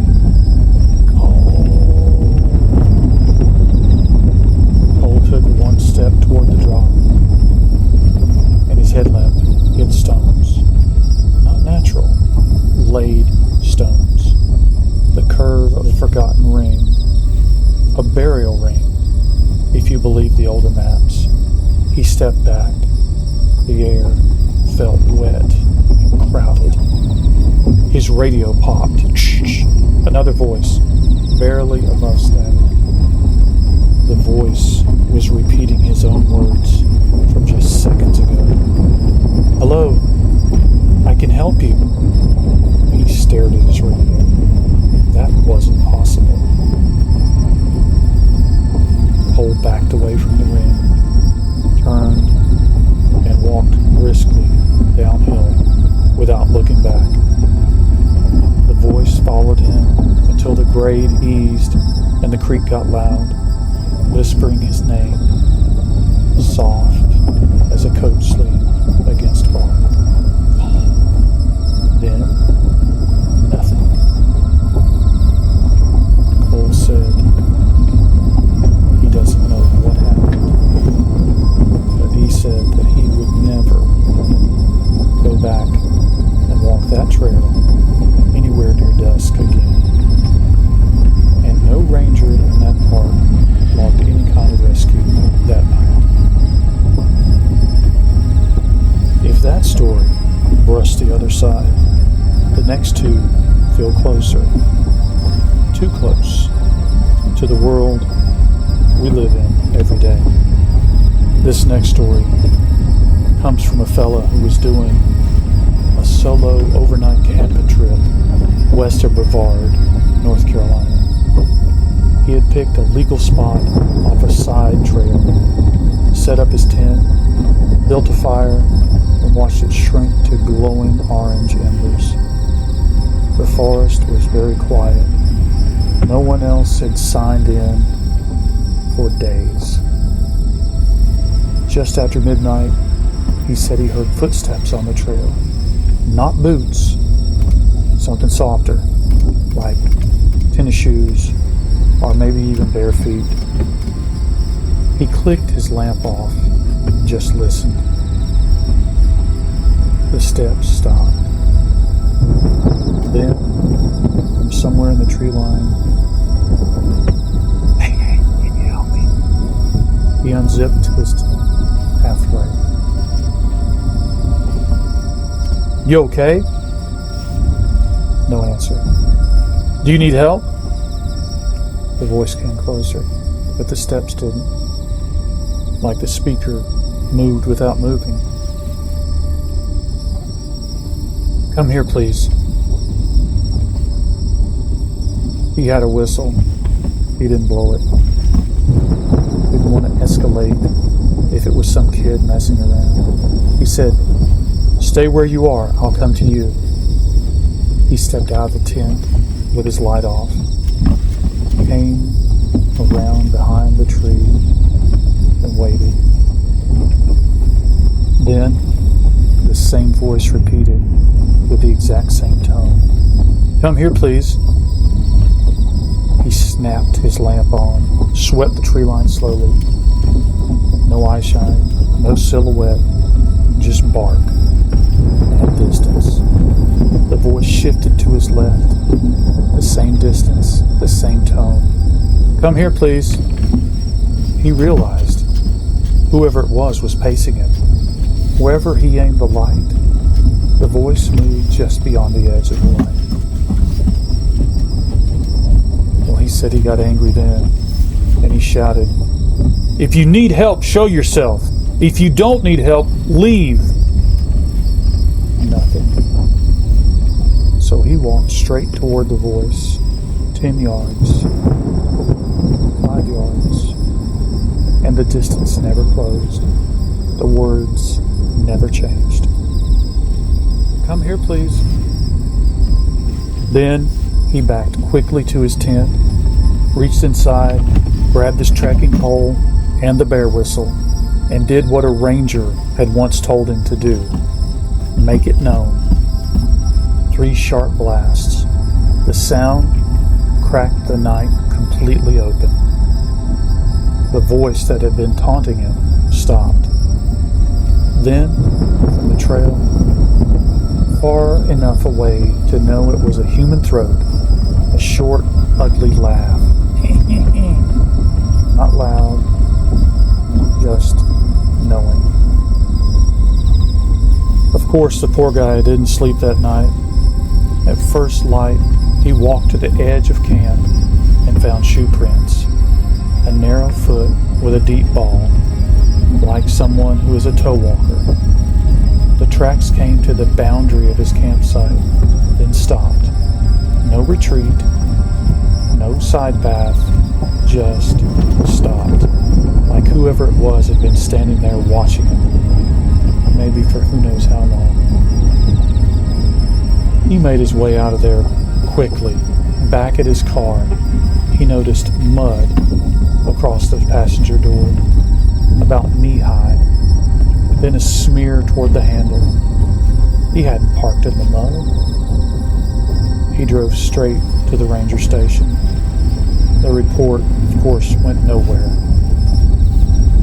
No crime, no witness, just a set of prints that ended where they shouldn't, and a voice that had called to him, taunted him, and harassed him, and really scared him from the dark. One more story, and this one feels like a trap that someone knew how to set, and had set more than once. A girl who lived in a small town in the mountains of East Tennessee snuck out one night to meet 2 of her friends at an old fire tower. The girls used this fire tower like a clubhouse. The 2 friends were late, so she texted them, "I'm here." She had no bars. She pocketed her phone and listened. At the edge of the clearing near the fire tower, there was a gigantic tulip poplar with a forked trunk. When the wind hit it just right, the hollow where a branch had been torn from the tree made a note, like blowing in the neck of a bottle. The kids called it calling tree. She leaned there on the calling tree, waiting. That's when a voice on the far side of the ridge called her name, perfectly. But none of her friends talked that way, and this was a male voice. Emily. She stepped away from the poplar and called back. The reply came from the opposite direction. "Emily." Down by the old fire road, she didn't think that voice was either of her friends. "Emily!" She pulled her phone out and tried to text her friends again. Still, no bars. She circled the clearing once and found twine tied low between 2 saplings, about the height of a shin. She lifted it from the leaf litter and saw 10 can tabs clipped along it every yard or so. If you ran through it in the dark, you'd go down hard. said it would hear you. She thought of a story her uncle told her about poachers using sound lines to track game at night. She didn't like how that thought felt, so she headed back toward the tower, where the moonlit ground was clean. Her name came again, closer now, from below the ladder. She aimed her phone light and saw nothing, but she heard the faintest click, like a phone came, much too close to her feet. She climbed 2 rungs and stopped. From the calling tree, the hollow moaned, as if answering the voice. Then, from the old fire road, a second voice, male, whispered her name and someone else's. One of the girls who was supposed to meet her. That's when she realized whoever this was messing with her knew not only her name, but her friend's name as well. She pulled back against the beam of the fire tower. Her heart was beating loud enough to feel it in her teeth. And she did what her dad had drilled into her. Get elevation, get light, and get loud. She climbed halfway up the tower, hit the brightest phone setting she had, and said, steadily as she could, "I've called my dad. He's 5 minutes out." She hadn't called her dad because she didn't have any bars. But someone down there shifted when she said it. The leaves whispered. Minutes later, though she said it felt like an hour, 2 headlights came crawling up along the old fire road and pinned the brush in high beams. She recognized the sheriff's car. She saw someone get out of the car with a bright flashlight and swing it side to side.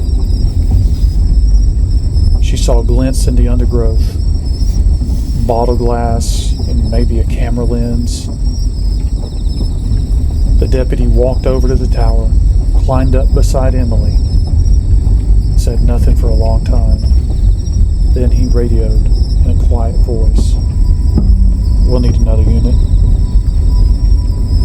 They found the twine that Emily had discovered, and 2 more lines that she had, one waist high, one just above the knee, set to catch someone fleeing the first. They found boot prints circling the clearing, and a name scratched into the tower leg. Her friend's name, Megan. Fresh, the wood still pale from the carving. Emily's friends, it turned out, had never left their houses. They told her later that they never received her texts. Whoever was stalking her up there already knew who the girls were. The deputy, a friend of her dad's, told her dad later, not in front of her, that he'd seen versions of this before. Sound traps and calling names used to pull kids off trails, make them run where you want them. The deputy said the reports never make the news, but that tower did come down a month later. Maybe voices out there aren't calling you out. Maybe they're calling you back to a place you can't return from. Some of them speak like the people we've loved and lost. Some of them don't speak like people at all. And some just need you to take a few more steps. If you have ever heard your name called in the dark in the Appalachian Mountains, if a voice paced your light and never showed a face, I would love to hear about it. Please tell me in the comments below. In the Appalachian Mountains, your grandparents don't explain. They just expect you to follow. Don't whistle. Don't answer your name. And if you see someone you know standing in the trees, no, you didn't. Tonight's first story is about the summer a boy in rural Kentucky found out why these rules exist. He was 11 when he moved to Kentucky with his dad. They stayed with his granny in what locals call a holler, a narrow bowl carved into the hills. Family lived up and down both sides of the road, but directly across from their house, nothing. Just woods. Thick, dark, untouched woods. His granny had rules, strict ones. Never mess with wild animals. Never go into the woods alone. Never whistle, especially after dark. If you hear your name called from the tree line, you ignore it. You do not go toward it. And if you see someone in the woods you think you know, no, you didn't. You turn around and you get home. At 11, he thought it was just backwoods paranoia, hillbilly stranger danger. He had no idea how wrong he was. That August, he and his dad had a little campsite about a quarter mile from the house. They'd mowed a path through the tall grass and the blackberry briars to get there.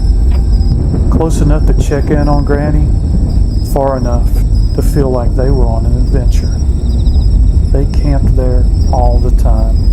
It was their spot. Safe, familiar, and comfortable. Until one night, it wasn't. They were by the fire when his dad decided to head back to the house. Said he needed more beer and he wanted to check on Granny. He told his son, "Don't you mess with the fire. I'll be back in a bit." The boy watched his dad's flashlight bop up the path, and then he was alone. That's when the woods went wrong. It wasn't just quiet. It was emptied. No crickets, no frogs, no wind in the leaves. Even the little stream that usually roared beside the road sounded like it had been moved miles away. The world felt hollow, like something was holding its breath. Then he tasted it, that sharp, awful, metallic tang in the back of his throat, like burnt metal or like blood on a hot penny. It came out of nowhere. His stomach rolled.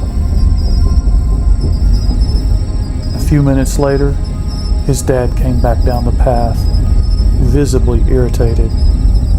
He said he could smell metal burning halfway here and wanted to know what his kid had thrown in the fire. Beer cans, aluminum foil, but the boy hadn't touched the fire. He pointed to the flames. No trash, no cans, no aluminum foil, nothing but wood and coals. His dad frowned. He was unsettled in a way he didn't want to show the boy. His dad said, "There's a storm coming in. We better head back to the house." They left the tent and started down the path toward the holler. He picked up a slice of watermelon to eat on the walk. Just another summer night in Kentucky, until the sky lit up. In woods this dense, lightning does something unnatural.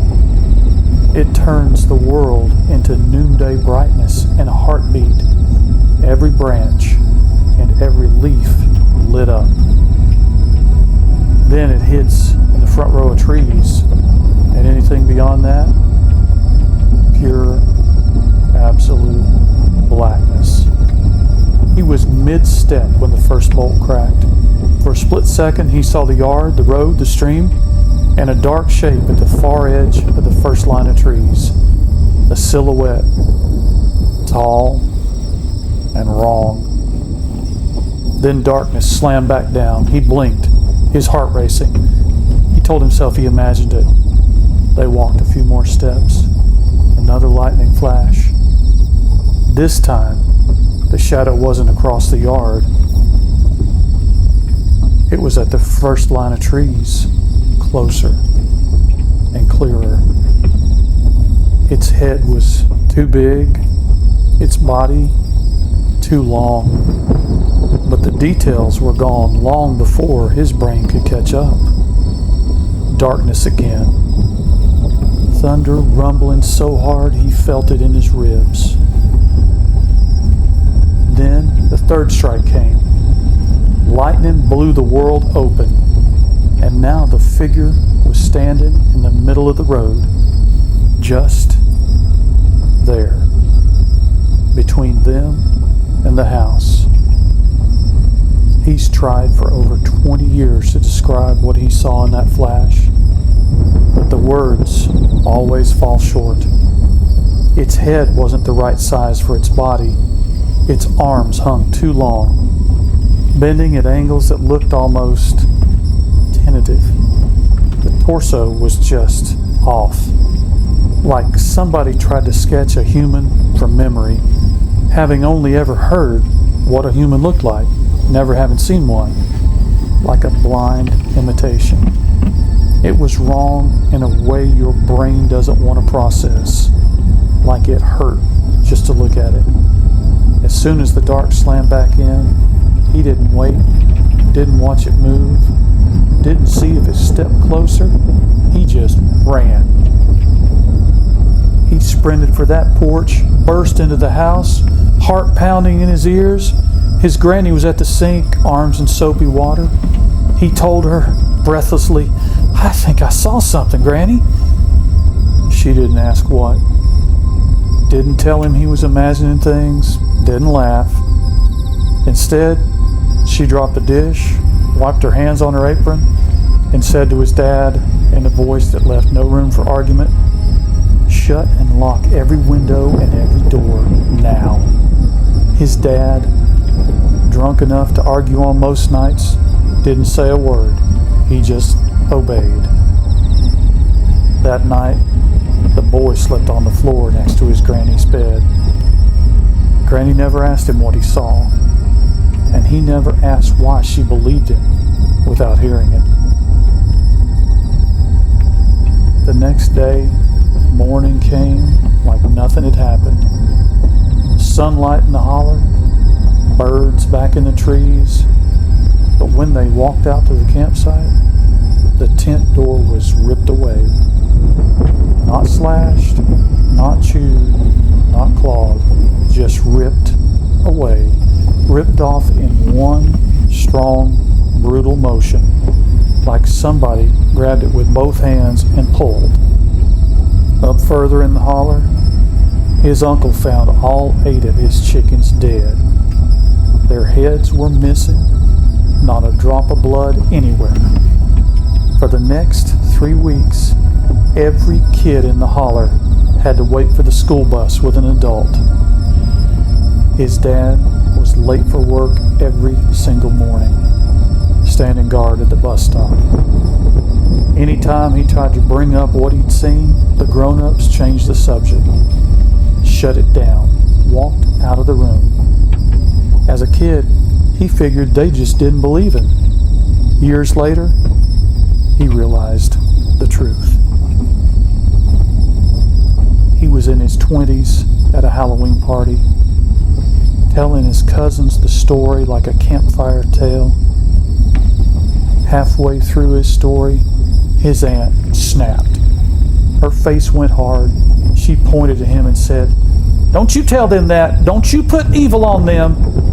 The room went quiet. That's when it clicked. All those years of being cut off, talked over, shushed, they weren't doubting him. They were trying to keep the story and the thing in it away from him. Because there is a name for what he saw that night. A name his aunt used once when she thought he wasn't listening. The same name people all across Appalachia whisper when they talk about tall, wrong things standing to the edge of the trees. The Goat Man.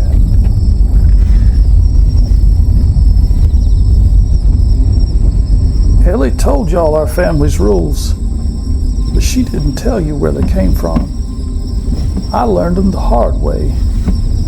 In a place they call the Bennington Triangle.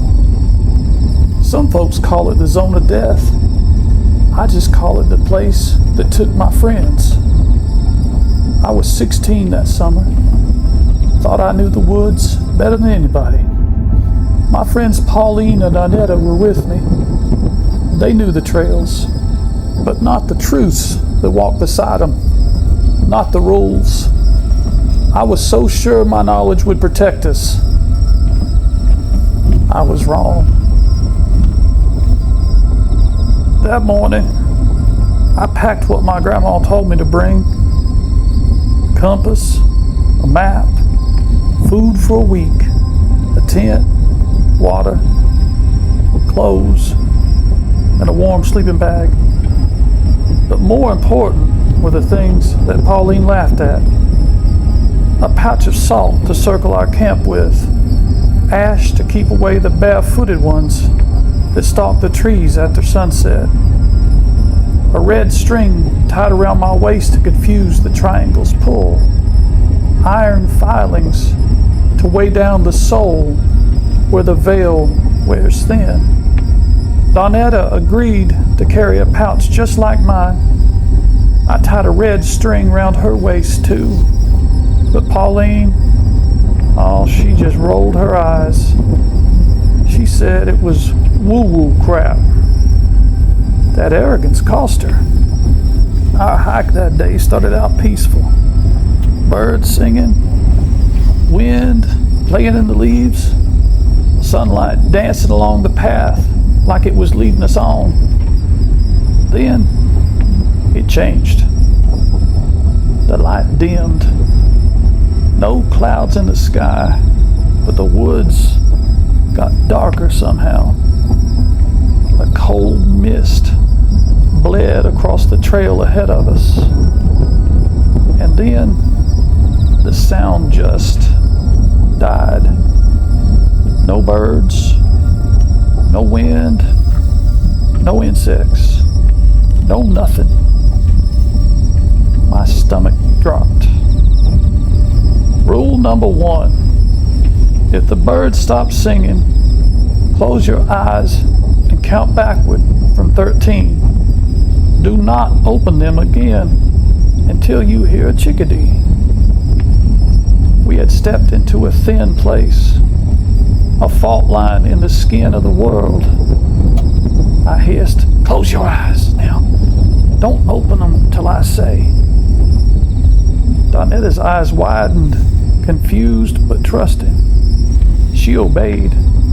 Pauline, she just laughed. "Seriously? Another one of your creepy old rules?" I closed my eyes anyway, started counting. 13, 12, 11. A shiver came right down my spine.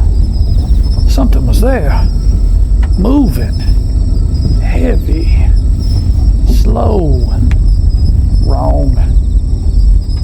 The air around me, it bent, like the space was making room for it. 10, 9, 8. The footsteps got closer. Bare feet, wet.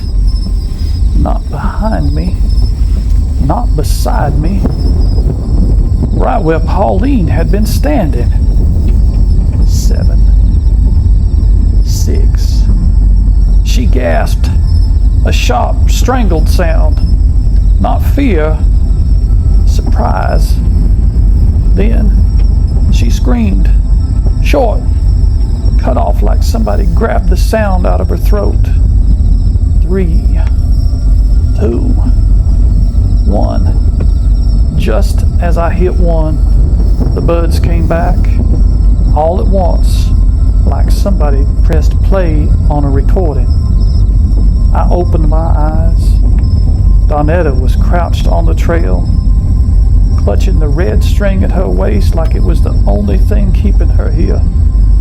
But Pauline was gone.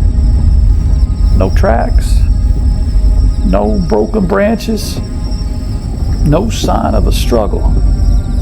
Just a very faint disturbance in the mist, like something impossibly large had brushed through and taken her with it. "Where is she?" Donetta shouted, looking all around. "I think she was taken," I heard myself say. "Pauline!" Donetta bolted off the trail into the brush. "Don't leave the trail!" I yelled, but it was too late. Panic flared in my chest. I chased after her. The mist thickened around us, unnatural and heavy. The world turned into a blur of ghost gray fog and shadowy trees. Roots grabbed at my ankles. Branches clawed at my arms. Everything smelled damp and old, like soil that hadn't been disturbed in centuries. By the time we stumbled to a stop, the sun was bleeding out behind the trees. The trail was gone. "We're not finding her in the dark," I said, forcing my voice to sound steady. "We'll camp here. First light, we try to find the trail and get help." Donetta nodded, eyes hollow, shock settling in. She didn't argue with me. We pitched our tent in complete silence. I laid a heavy ring of salt around our camp, whispering the old words my grandma taught me. Not prayers, more like warnings, barriers, a fence made of stories and belief. Donetta wandered off to relieve herself. I waited, glancing at the darkening trees. Every shape seemed to breathe, to shift, and to watch. That's when I heard the whistle. Sharp, piercing, and not far off. "Hey, Geraldine, where are you? I can't see you." Donetta's voice rang out, sounded panicked. "Follow my voice," I called, stepping just outside the salt ring without thinking.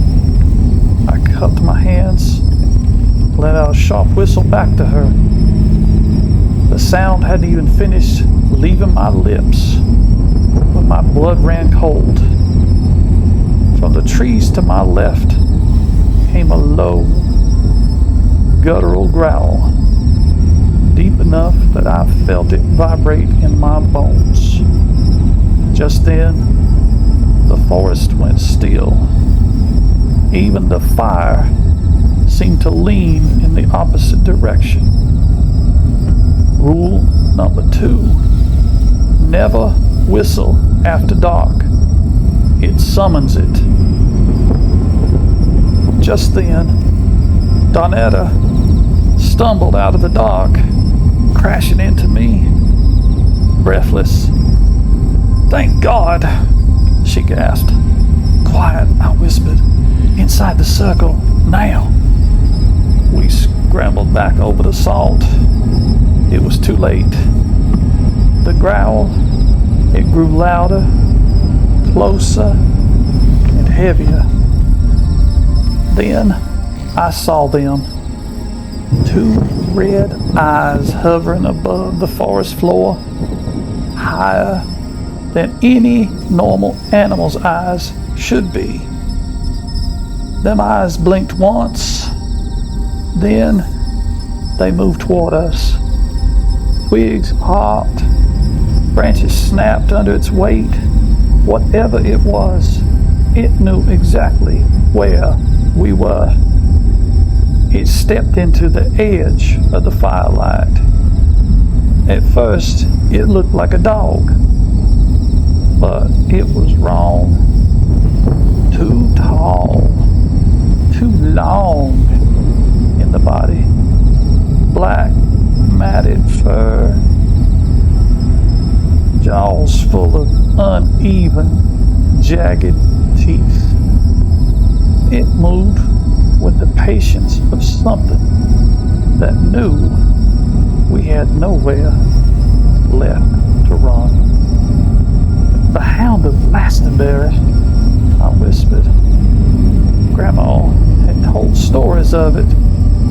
The guardian of the triangle, the enforcer of the rules, and we had broken one.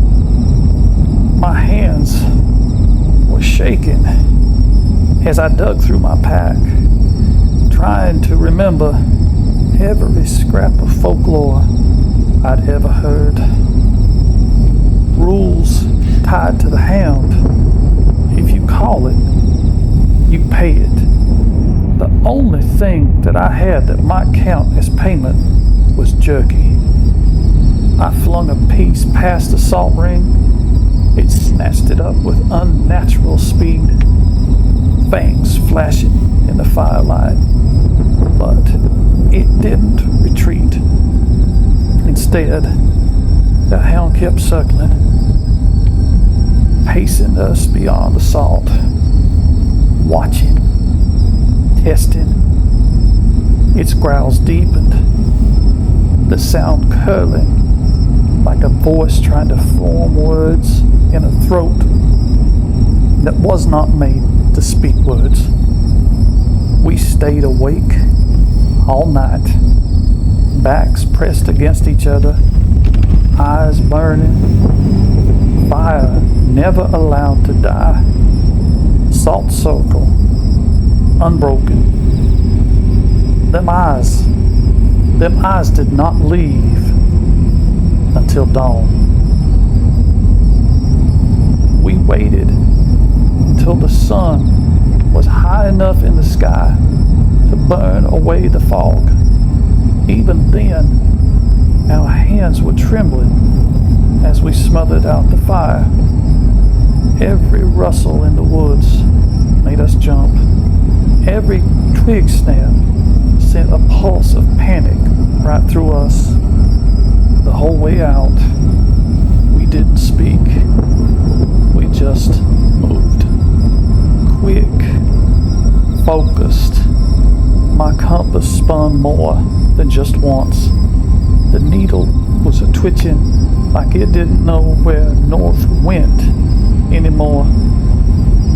But eventually, the trail appeared ahead of us, like it had been hiding from us.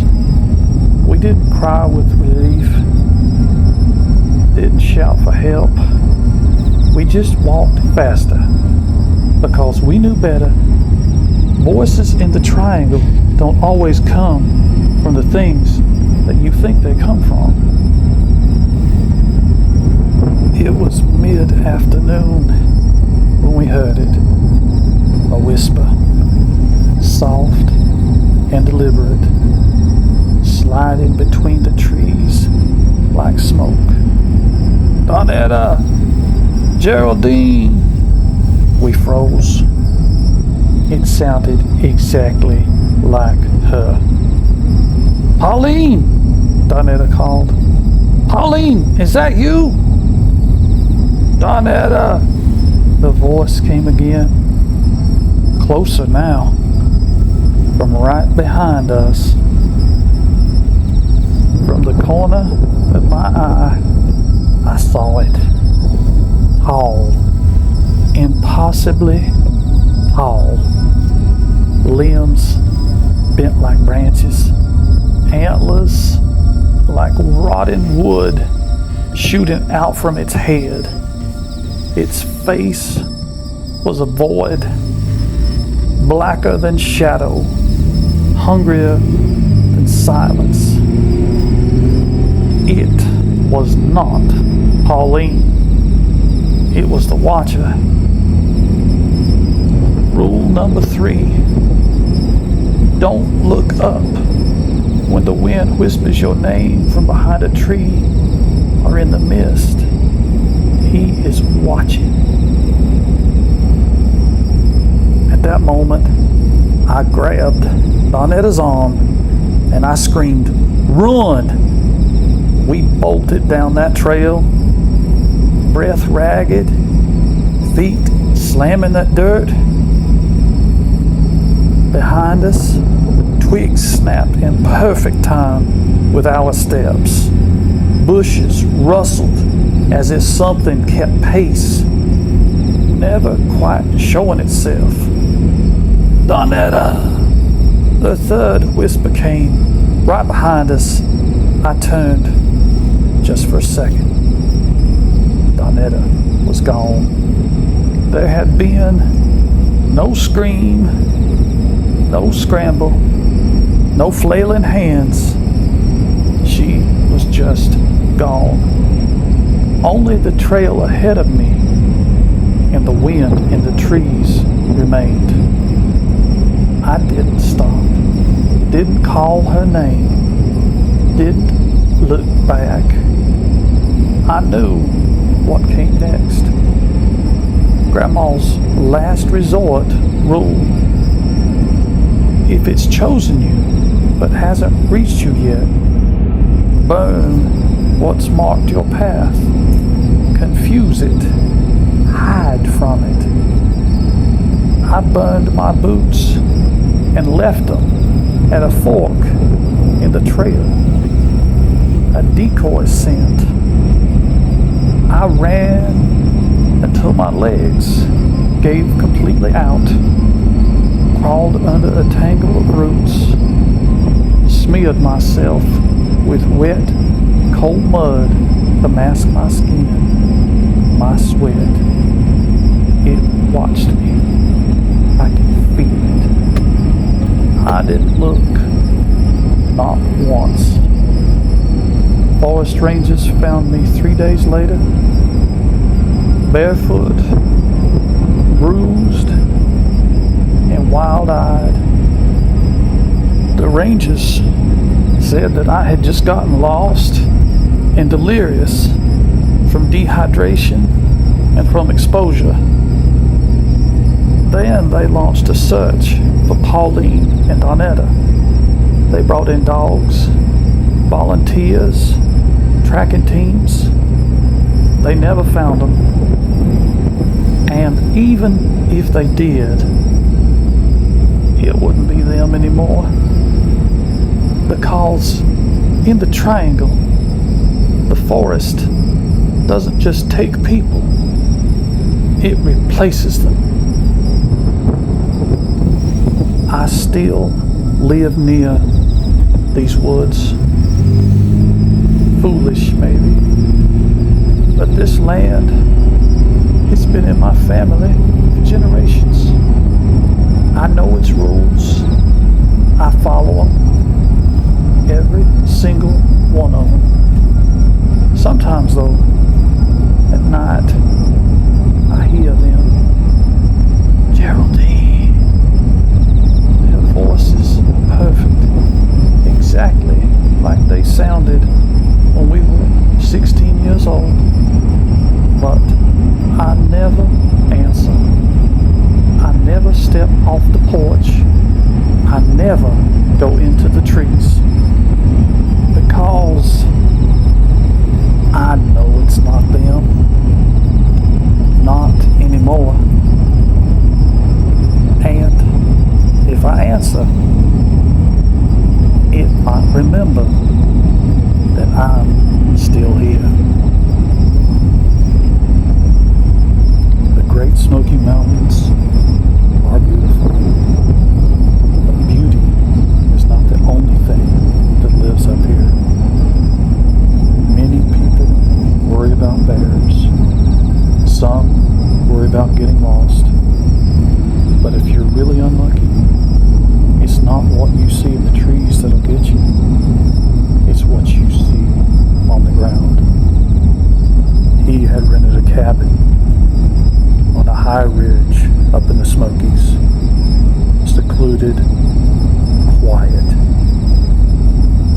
neighbors close enough to hear him scream.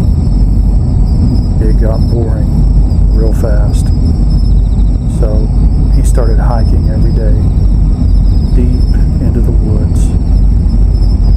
He had spotted elk, and he hoped to see a bear. He was not prepared for what he actually found.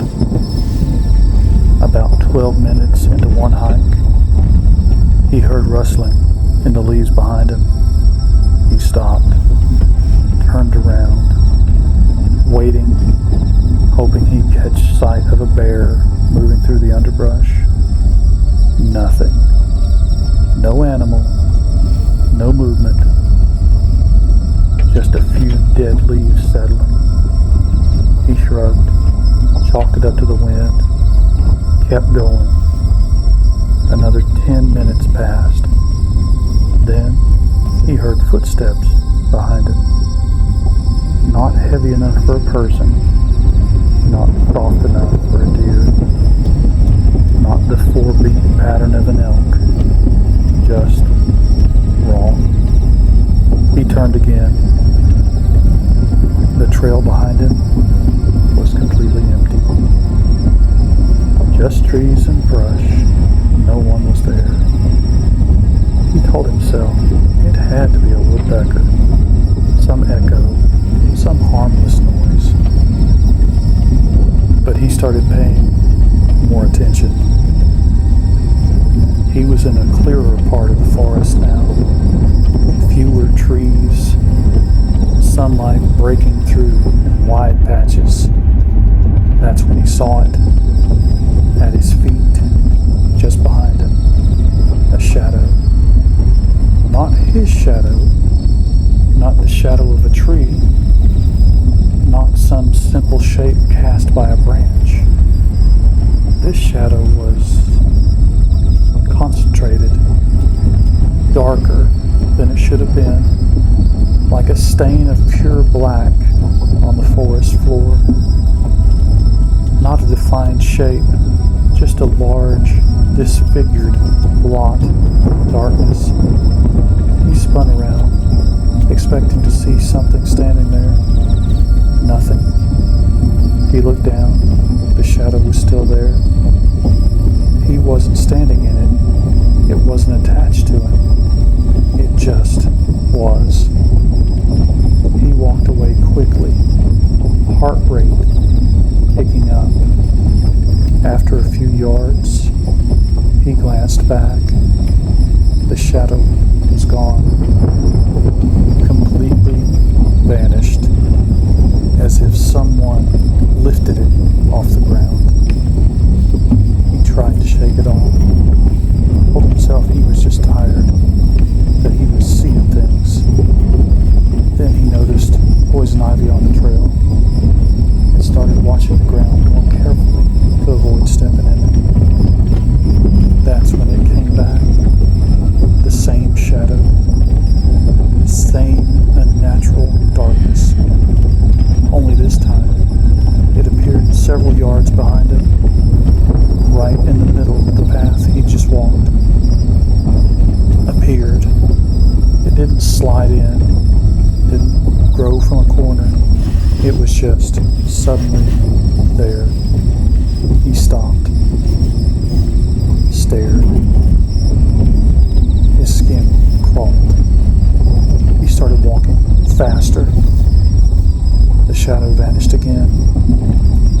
For a moment, he let himself breathe. Then he saw it, appearing again. This time, off to his right.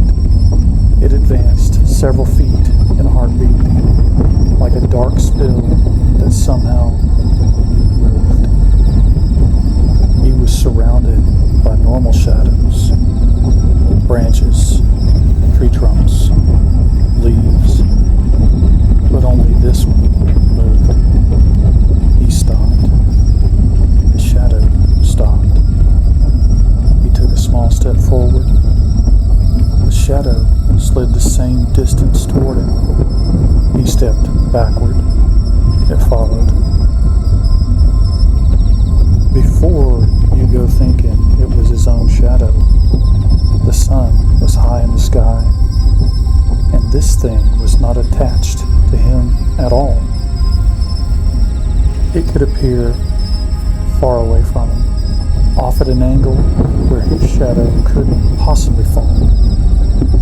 His shadow chose where it wanted to be. He swallowed hard, took a step toward it just to see. The shadow didn't vanish this time. It moved toward him. He kept going until it was only a few feet away. A big warped blot of midnight on the ground in a patch of direct sunlight. He just stared at it. It just sat there and stared back. The forest around him felt like it was holding its breath. Then something hit him. With zero warning, he was flung backward. His feet literally left the ground. His back slammed into a tree hard enough to knock the air out of him. Pain exploded down his spine. Before he could stand, he felt blows, like fists slamming into him, hard, over and over, but there was nothing there. Then came the claws. He felt sharp, burning lines scratch across his arms, his chest, his shoulders. He threw his hands up to protect his face and felt the sting of something slicing across his skin. He couldn't see a thing touching him, but the pain was real. He was being attacked by something invisible, something anchored to that shadow. Then, out of nowhere, a raccoon waddled out of the brush near the path. It turned its head toward him, then toward the ground where the shadow sat. Every single hair on its body was puffed out. It froze. Head dropped low. Body flattened to the earth in submission. Not to him, to it, the shadow. And in that moment, whatever was attacking him stopped. The blows ceased. The claws withdrew. The shadow shot off into the trees like an ink stain being yanked away. The raccoon bolted in the opposite direction, running like its life depended on it, because it probably did. He staggered to his feet, arms burning, body aching. Blood trickled down both forearms from long, angry scratches. He didn't look back, didn't stop, didn't try to understand. He just ran. Branches cut his face, his lungs burned, his legs shook. But he didn't slow down until his cabin came into view. He slammed the door, locked every window, checked each window twice. Then he headed straight for the shower, hands shaking as he turned the water on. Hot water ran red as it washed over his scratched arms. He watched the diluted blood spiral down the drain. He stayed there until the water started to cool, trying to calm down, trying to convince himself there had to be some logical explanation. When he finally stepped out of the shower, he grabbed a towel, wiped steam from the mirror, and froze. The scratches were all gone. Skin that should have been raw and raised was smooth. No scabs, no cuts, no bruises, nothing. Like it had never happened. but he remembered the impact, the pain, the terror on that poor raccoon's face. Something had hit him. Something had clawed him. And whatever it was, it left no mark that the world could see. He didn't call the police. What would he say? I was attacked by a shadow? There were no wounds to show, no proof, no evidence. Just him, alone in a cabin on a mountain, with the feeling that something was out there. Now it knew exactly where he was. He never went hiking again on that trip.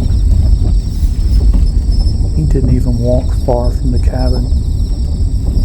And if you ever come up to the Great Smokies near Pigeon Forge, if you ever decide to take a nice, peaceful, solo hike, pay real close attention to your shadow. Make sure that it moves when you move, stops when you stop, and stays where physics says it should stay. Because out here in the mountains, there might be another one, and it's not yours. I've been a park ranger for north of 20 years. I've tracked bears, I've pulled hikers off cliffs, and I've seen things that the biology textbooks say don't exist. You think the woods are peaceful? Try being 5 miles deep in the backcountry when the birds suddenly stop singing. Try finding a campsite where the fire is still warm, but the people are just gone. Tonight, I'm going to tell you 3 stories, and I'm only telling you because I need to get them off my chest before I go back to work on Monday. Luke, and I swear to secrecy.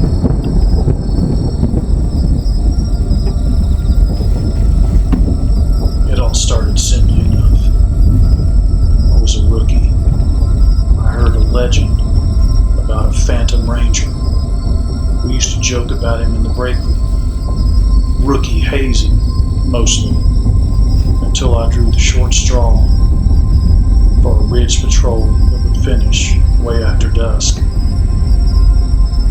I saw him about 50 yards up the trail. Green uniform, perfectly pressed, campaign hat, perfect posture. I radioed dispatch to see who was poaching my sector. The dispatcher's words hit me like a ton of bricks. I thought it was more rookie hazing. She said, "Negative, Unit 4. You are solo in that sector." Those words floored me. I was thinking to myself, okay, funny guy. I jogged to catch up, but he moved. Wrong. He wasn't stepping over roots. He was gliding smoothly, like he was on a conveyor belt. I yelled out, "Hey!" He stopped. Dead still. He turned around. Under that hat was just smooth skin, like a thumb. No eyes, no mouth. I blinked, and the trail was empty. No footprints, no snapped twigs, just me. And the feeling that I wasn't the big bad ranger anymore. I was the prey. Now, Lou, you told me before that you like to go on these ghost hunts. Let me tell you something, buddy. I got used to ghosts. Wasn't no big deal. It's the things with teeth that bother me. You know the Red River Gorge? You've heard of it? You been there? It's a beautiful place. But the locals stay away from the natural bridge after dark. There was a report a few years back, a girl named Jakey and her friends. These girls got all brave and went on a night hike. That was real stupid. They were near the top when they heard it.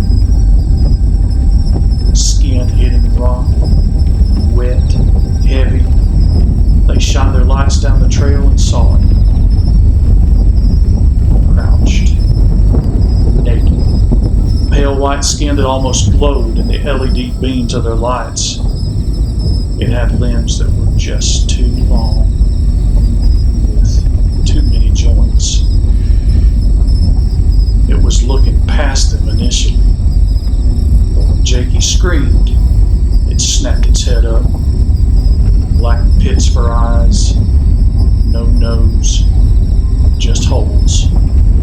It didn't roar. It scuffed like a spider. It was about the size of a man, elbows high, knees bent backward. The girls ran. Good God, they ran. They could hear it behind them. Click, clack, click, clack, click, clack, click, clack. Claws on the sandstone. They made it to the parking lot. The only thing that saved them was the street lamp. Jakey said it stopped right at the edge of that sodium light. It stood up on two legs and just watched them fumble with their keys, waiting for the bulb to burn out. Yeah, I took the report, interviewed each one of the girls separately. Their stories jived up with each other. It was a hell of a thing. Yeah, Lou, that's bad. But you want to know why I'm drinking tonight?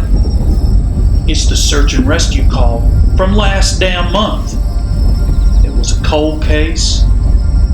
This guy had been missing almost 20-something years. Me and Carl, we got in that new F-350 and we took that son of a bitch back deep in them logging roads, miles from anywhere. Suddenly, that piece of crap died. Not a stall, dead. The damn battery was fine. I checked it myself. All the electronics, I checked. Brand new truck. We had to get out and hike in that damn place. We found the site we were looking for. Then we found the mantle.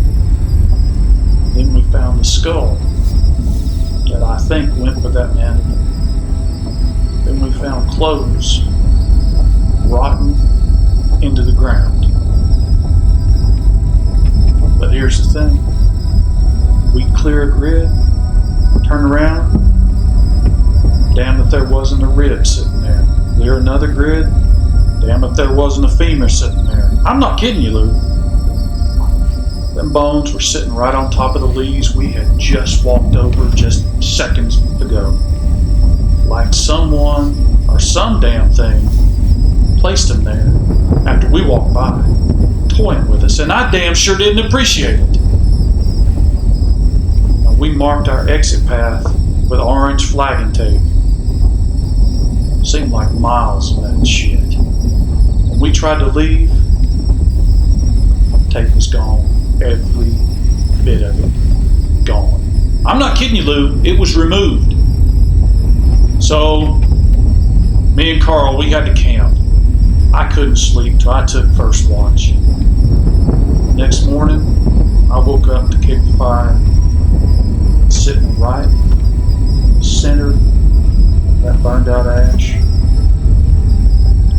bundle of twigs tied together with grass, like a little creepy ass doll. Carl was still asleep. I was wide awake. I was pretty damn freaked out. Who in the world hit this here? Of course, the official report that we filed says equipment failure and animal predation. But that's horseshit. Lou, I know what I saw. The woods aren't empty. So do me a favor, Lou.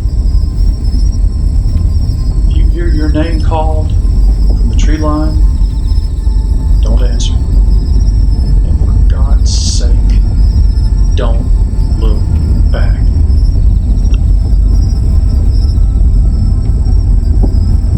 They tell you that the woods are peaceful. They tell you that there's nothing out there but bears and bobcats. But ask any ranger who's worked the night shift in the Appalachians, and if they've had a few drinks, they'll tell you something different. There are files that don't make it into the official database, calls that get logged as animal disturbance or something like that, because the real description would end a career overnight. Tonight, we are going to open 3 such files. A routine patrol that turned into a hunt for something that mimics human speech. A no-go zone where the radios just stop working. And a raid on a meth lab where the squad found something waiting for them that wasn't quite human. Welcome to Paranormal, etc. Lock your doors and get your flashlight. Our first account comes from a former deputy in rural Virginia. We'll call him Deputy Miller. I've been on the force for 6 years. I don't scare easy. You see a lot of bad stuff in this job. Car wrecks, domestic violence. But this was different. It was 2 a.m. I was parked off Route 60, just sitting in my squad car doing paperwork. Total silence. Then I heard it. A whistle. Not a bird whistle. A human whistle. Clear as day. It was doing that little tune. Shaving a haircut. You know that tune? Do-do-do-do-do-do-do. I rolled down the window. Figured it was some drunk kid, and I yelled out, "Sheriff's Department, identify yourself." Silence. Then, from the tree line, maybe 20 yards in, I heard it again. But it wasn't a whistle this time. It was my voice. My voice. It repeated what I just said. "Sheriff's Department, identify yourself." But it didn't sound like a recording. It sounded wet. Like whatever was saying it had too much saliva in its mouth. And it didn't get the inflection right. It sounded flat. Dead almost. I shone my spotlight into the brush. Nothing but trees. Then the whistling started again. But it was coming from behind my car. I didn't investigate. I didn't get out. I just threw it in drive and I got the hell out of there. I checked my dash cam footage later. The audio was corrupted, just static. But I know what the hell I heard. Our second account comes from a patrol deputy in eastern Kentucky. We'll call him Deputy Harris. Every department has one stretch of road they warn the rookies about. For Harris, it was a place the locals called the Bottoms. Officially, it's just an old country road that dead ends at the river.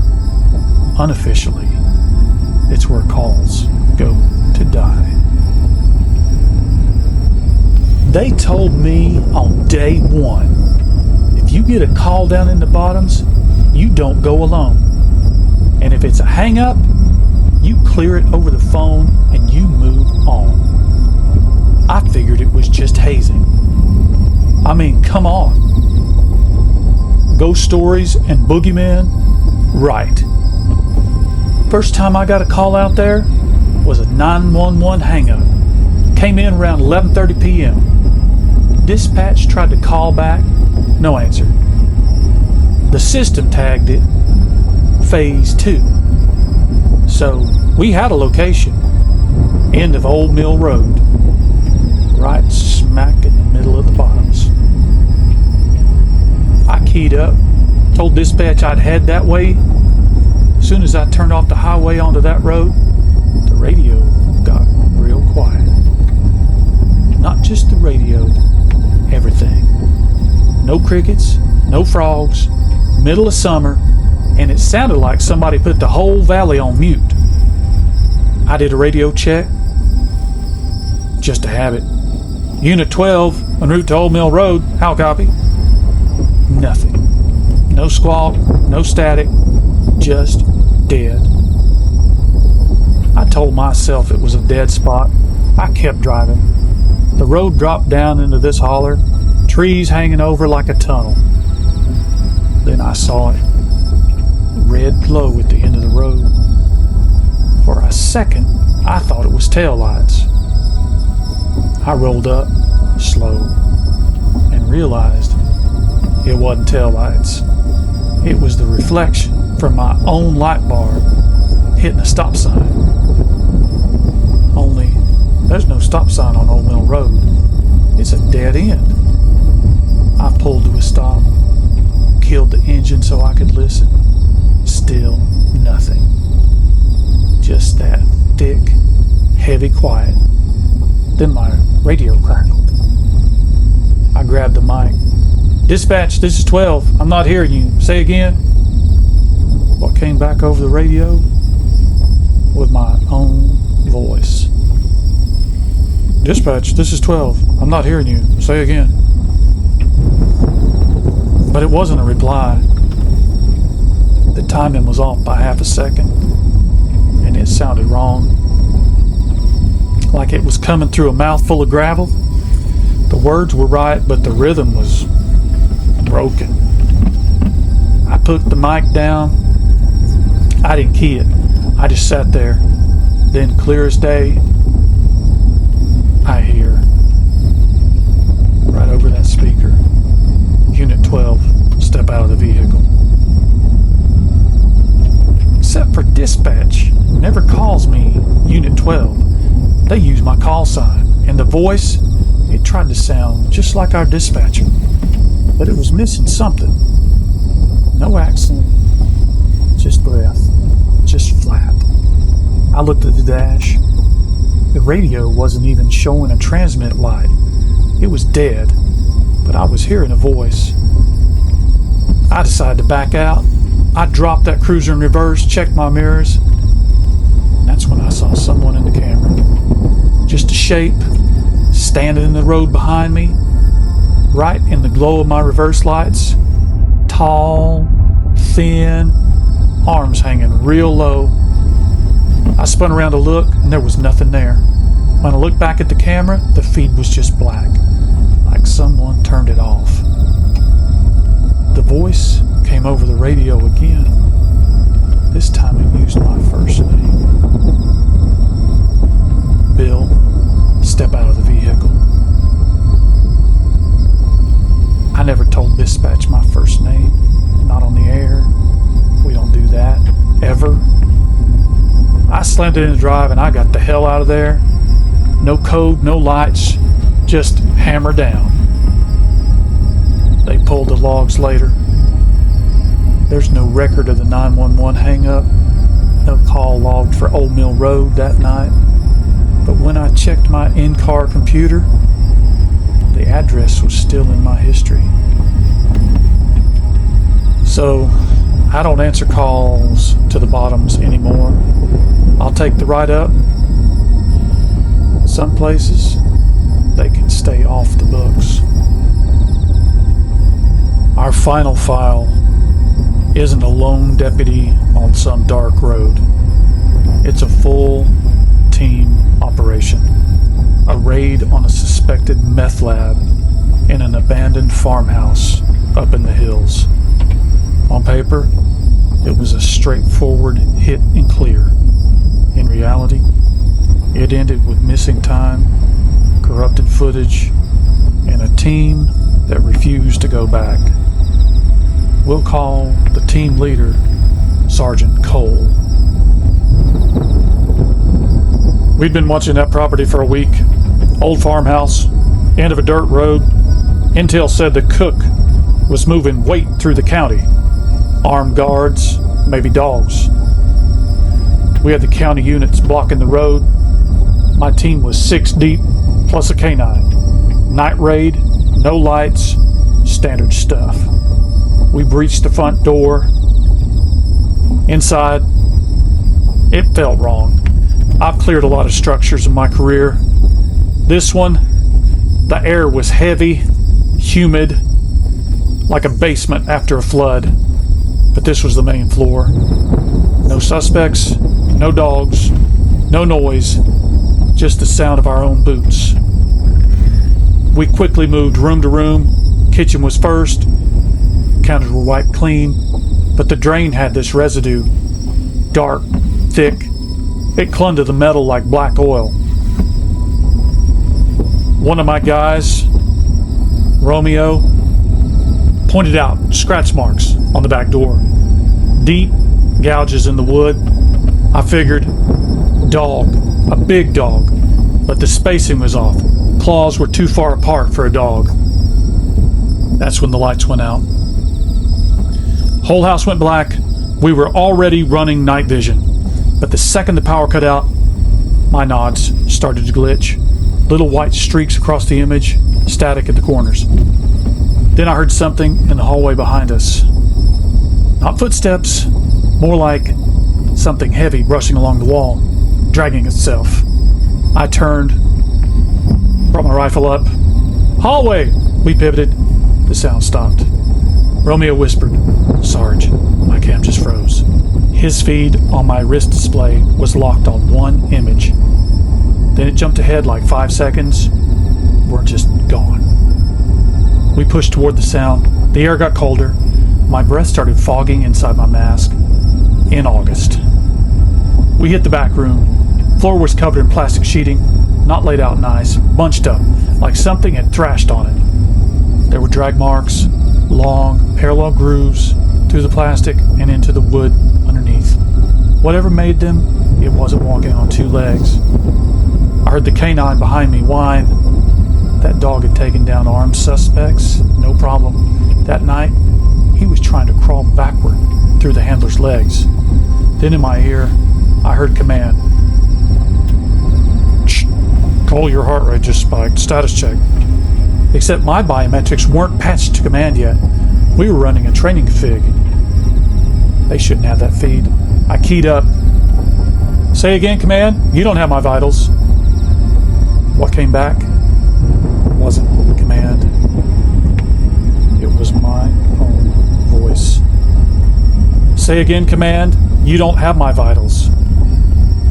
But drawn out, slower, like something was trying on the words for size.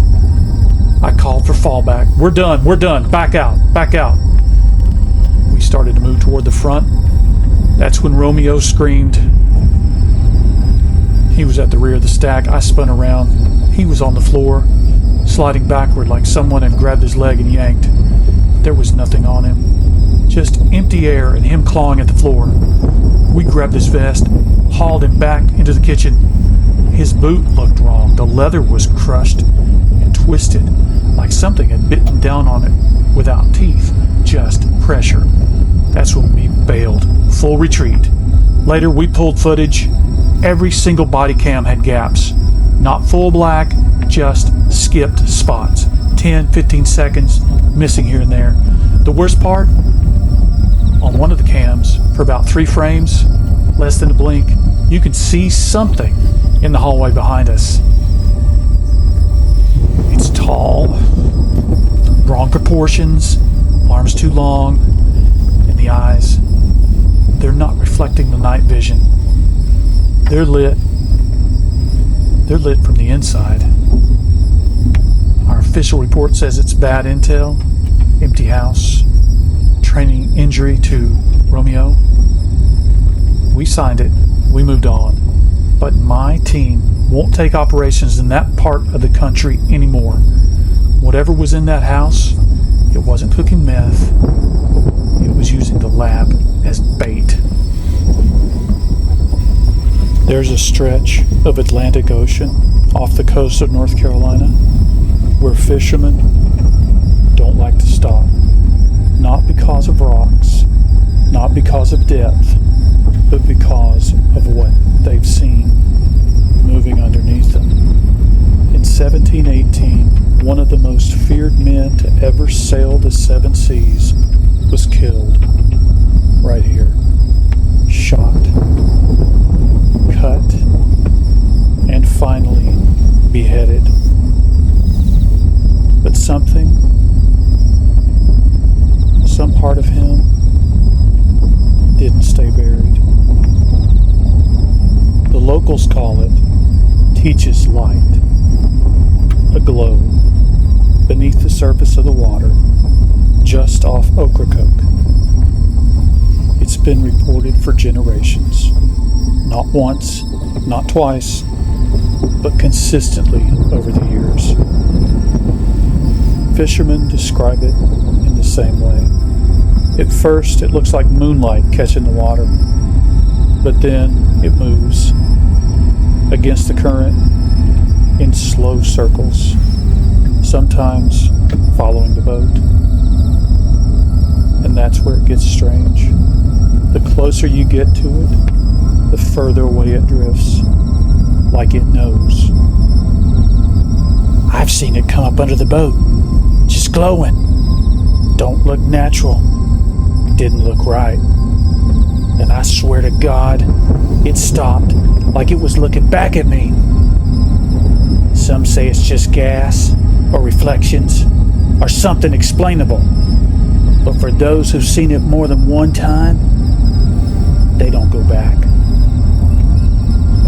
When Blackbeard met his ultimate demise, it wasn't quick. It took multiple men, multiple shots, multiple cuts to bring him down. And when it was over, they took his head, hung it from the ship's bow as a warning.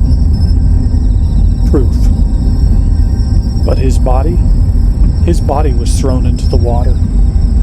And that's where the story changes. I subbed on that mission with the lieutenant. I was there, seen the whole thing with my own eyes. It rose back up and started swimming when we threw him in. Round the ship, once, twice, 3 bloody times, before finally sinking into the water below.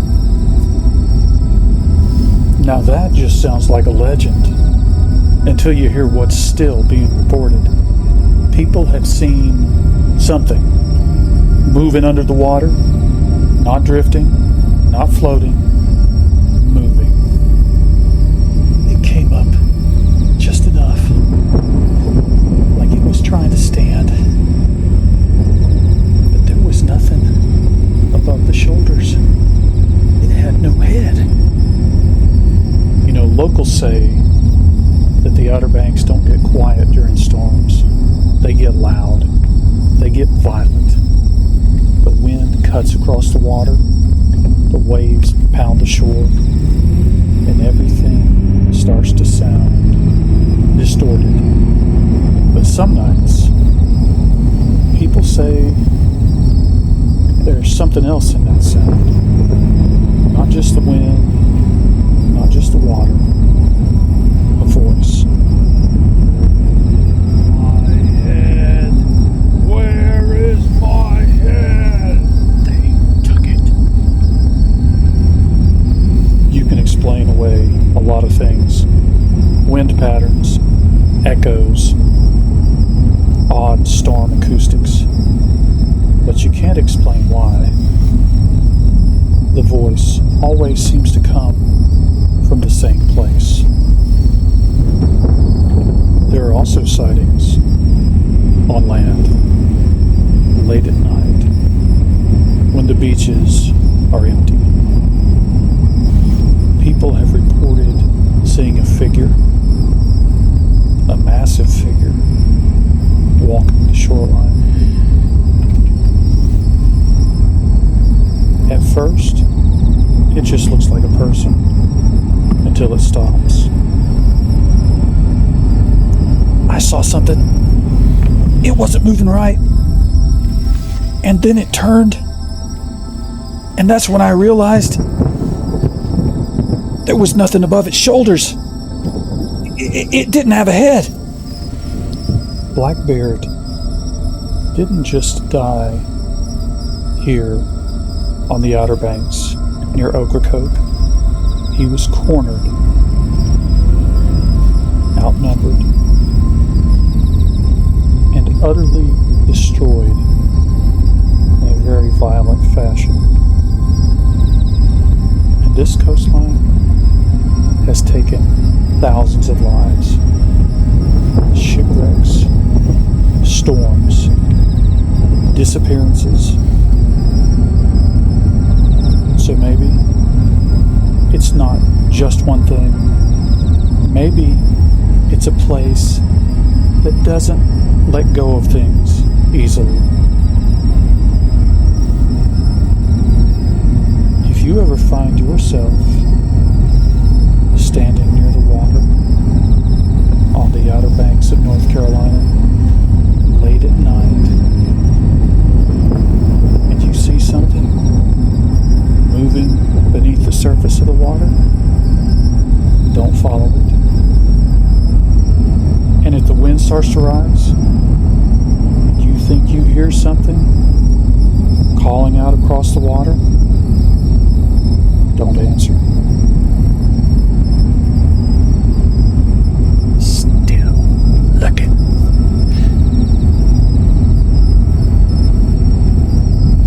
The Appalachian Trail cuts through the high ridges of the Great Smoky Mountains like a narrow scar in the forest. That morning, a group of high school students from Knoxville, Tennessee, set out on what was supposed to be a simple hike. Among them, 16-year-old Trini Gibson. The trail was busy that day. Teachers walked alongside the group. Students moved in clusters, laughing, talking, drifting in and out of trees. At one point, several classmates passed Trini, sitting on a rock just off the trail. One of them later said she looked calm, almost relaxed. Just sitting there quietly, looking down the mountainside. No one stopped. No one thought anything was wrong. Minutes later, the group gathered further up the trail. Trini Gibson was gone. No scream, no sound of someone crashing through the brush, no sign that anything unusual happened at all. Search teams flooded the mountain within hours. Helicopters scanned the ridges. Bloodhounds followed the trail. Hundreds of volunteers combed through the forest. But very quickly, investigators realized something deeply disturbing. Trini Gibson had vanished from one of the most heavily traveled trails in the Smoky Mountains, without leaving a single trace behind.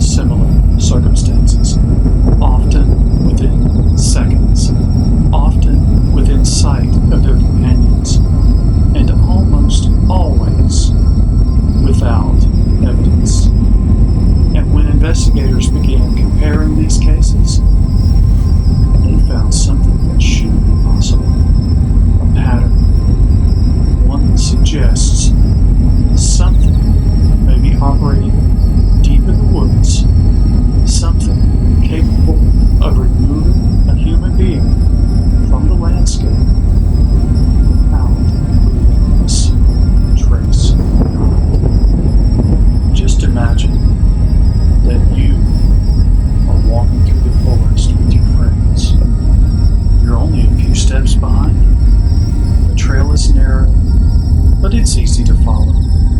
The afternoon sun filters through the trees.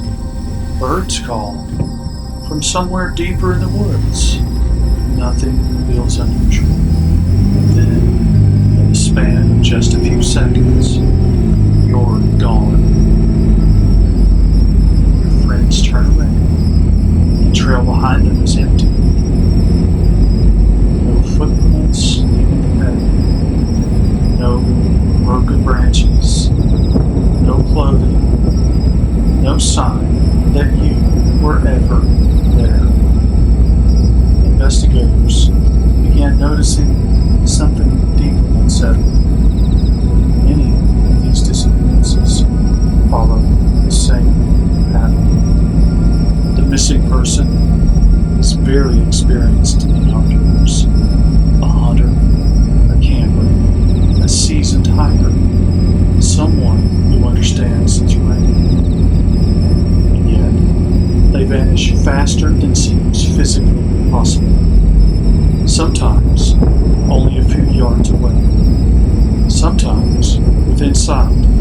Sometimes within seconds. The forest swallows them whole. When someone disappears in the wilderness, search and rescue begins immediately. Bloodhounds are brought in.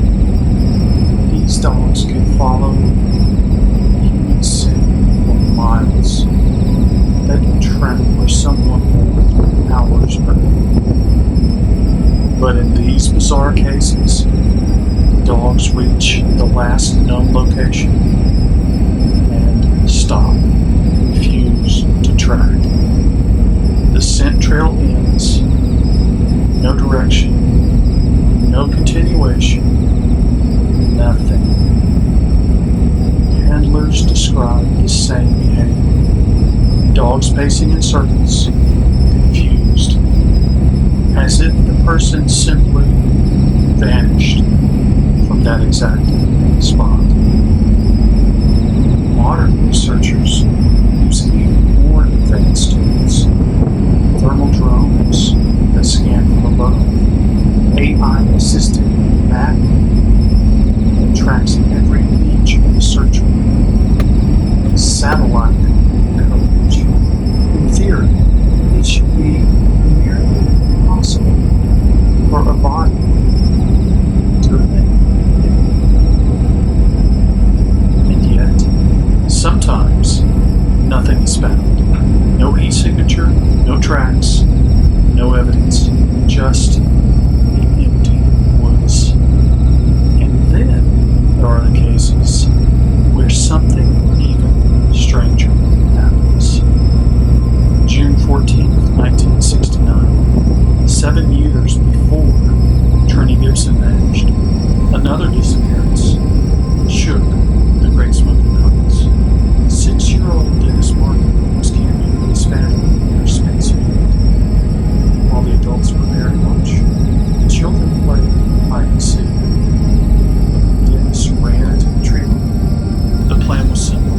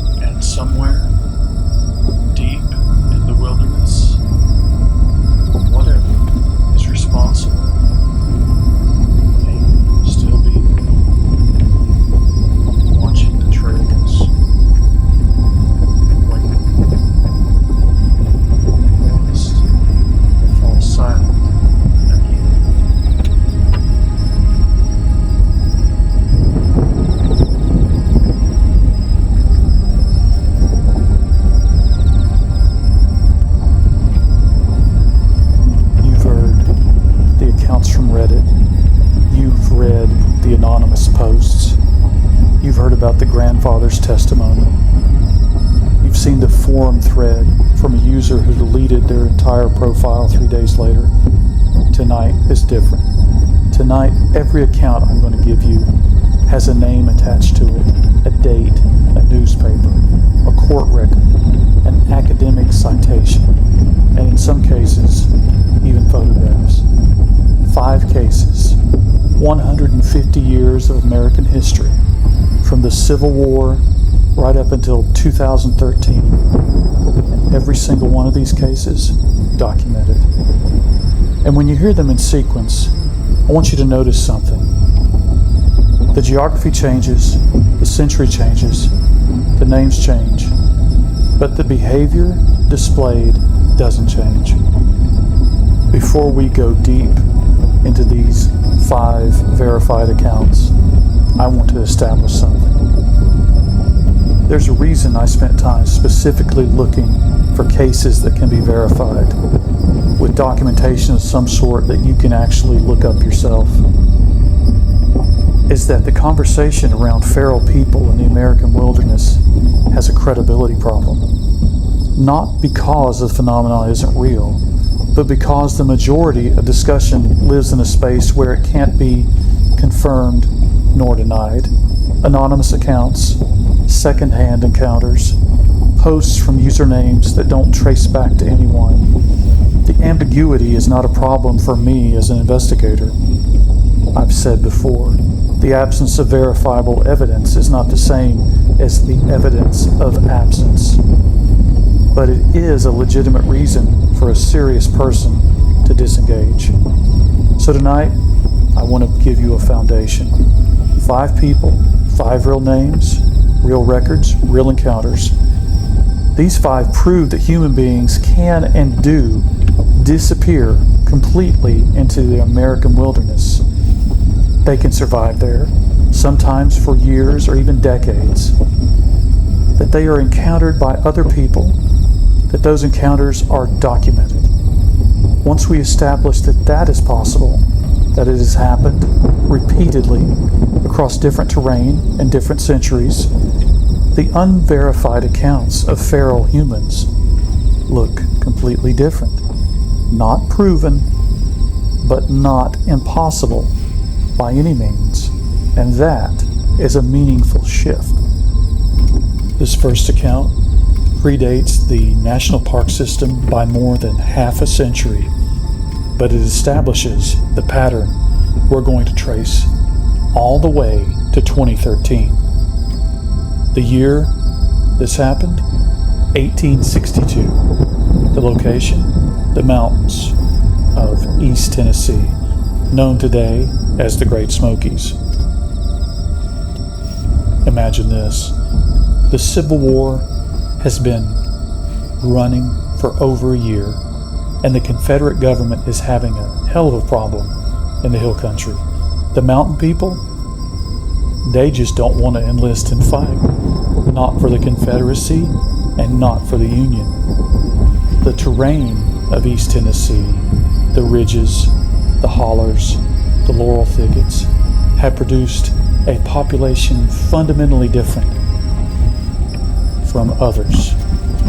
They had a different relationship with the land and a genuine dislike for any authority. Now, down further south, the plantation culture fell in line pretty easily, but the mountain people, these were people who had carved their existence out of the ground the hard way for generations. They were not going to take any kind of orders from anybody. And they didn't have a particular interest in dying for a cause they hadn't chosen to fight for. So, conscription gangs meant to recruit them by force came into the hills. And what happened? Some of the men went along, some of the men ran and hid, and some men just ran away. One of those men that ran away was a man called Bill Patton. The details of Bill Patton's early life are pretty sparse, which is itself consistent with what you know about the mountain people of that era. You were born, you worked, you died, and the paper trail was pretty thin. What the historical record does capture is what happened after Bill went into the hills to avoid the Confederate conscription gangs. He didn't just hide, he went fully wild. You might say Bill went completely feral. Accounts documented in post-war testimony cited by one Dr. Luke Magnay, an academic historian specializing in Appalachian history, described Patton operating out of the deep hollers and ridgelines of East Tennessee for the duration of the war, 3 years, without coming into town. He moved by night. He knew the terrain intimately in a way that only comes from having no alternative. The Confederate search parties that came for him found nothing. But here is the account that does enter the record. At some point during the war, the exact year is not pinned down, 5 Confederate soldiers came into the hill country specifically to locate deserters. These guys were armed, experienced, organized soldiers. By the standards of 1863, they were a professional search team. But they were captured single-handedly by Bill Patton. The accounts don't specify the exact mechanism that Bill Patton was able to use to capture these 5 commandos of the day, whether it was an ambush, a trap, or some combination of such things. What they do specify is the outcome. 5 armed, trained Confederate soldiers brought in by one man who had been living in the wilderness long enough that the wilderness had become his tactical advantage, not his vulnerability. He turned those 5 guys over to Union forces, so I guess Bill Patton had the last laugh. After the war ended in 1865, Patton came back down from the mountains. No record survives of how long that re-entry into polite society took. No record of what the transition looked like. Just the gap. And then the return. I thought about that gap a lot.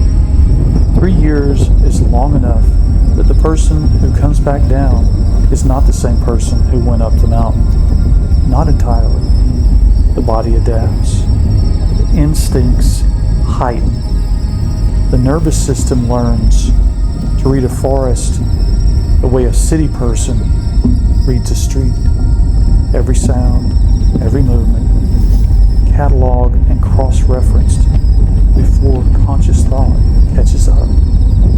Coming back down means relearning how to be around people, how to modulate that alertness, how to stop reading every stranger as a threat. Bill Patton managed it. Others we're going to talk about tonight didn't manage it so well, or they chose not to manage it so well.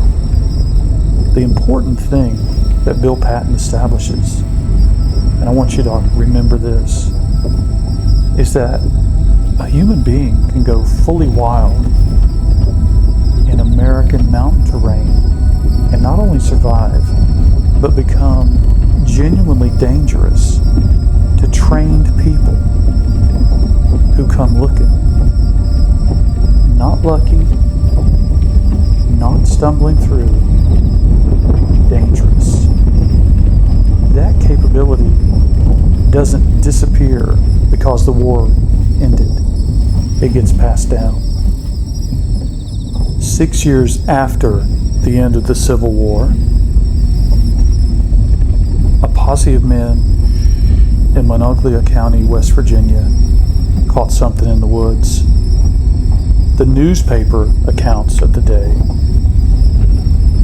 and this was covered in the regional press, preserved in the record, describe what the posse found as something between a man and an animal.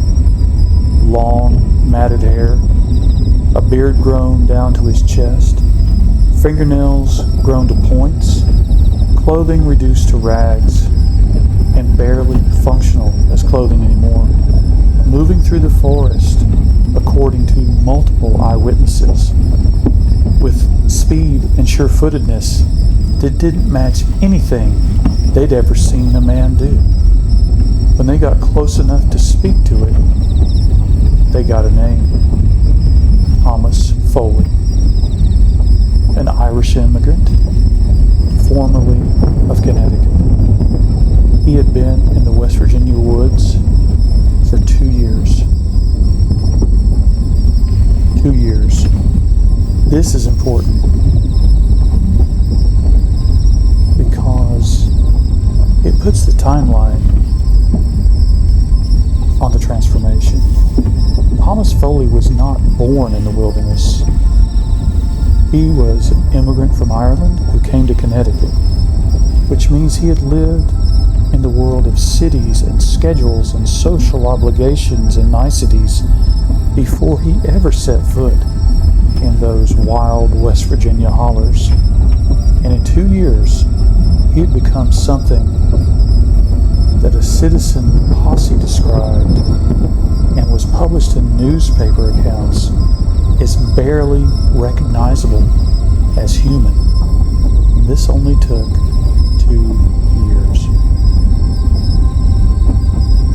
The squad leader of the posse that brought Thomas Foley in, the leader, his name wasn't preserved clearly in the accounts, but he took Foley home with him, cleaned him up, fed him, gave him some new clean clothes to wear. The accounts are, however, specific about exactly what happened next.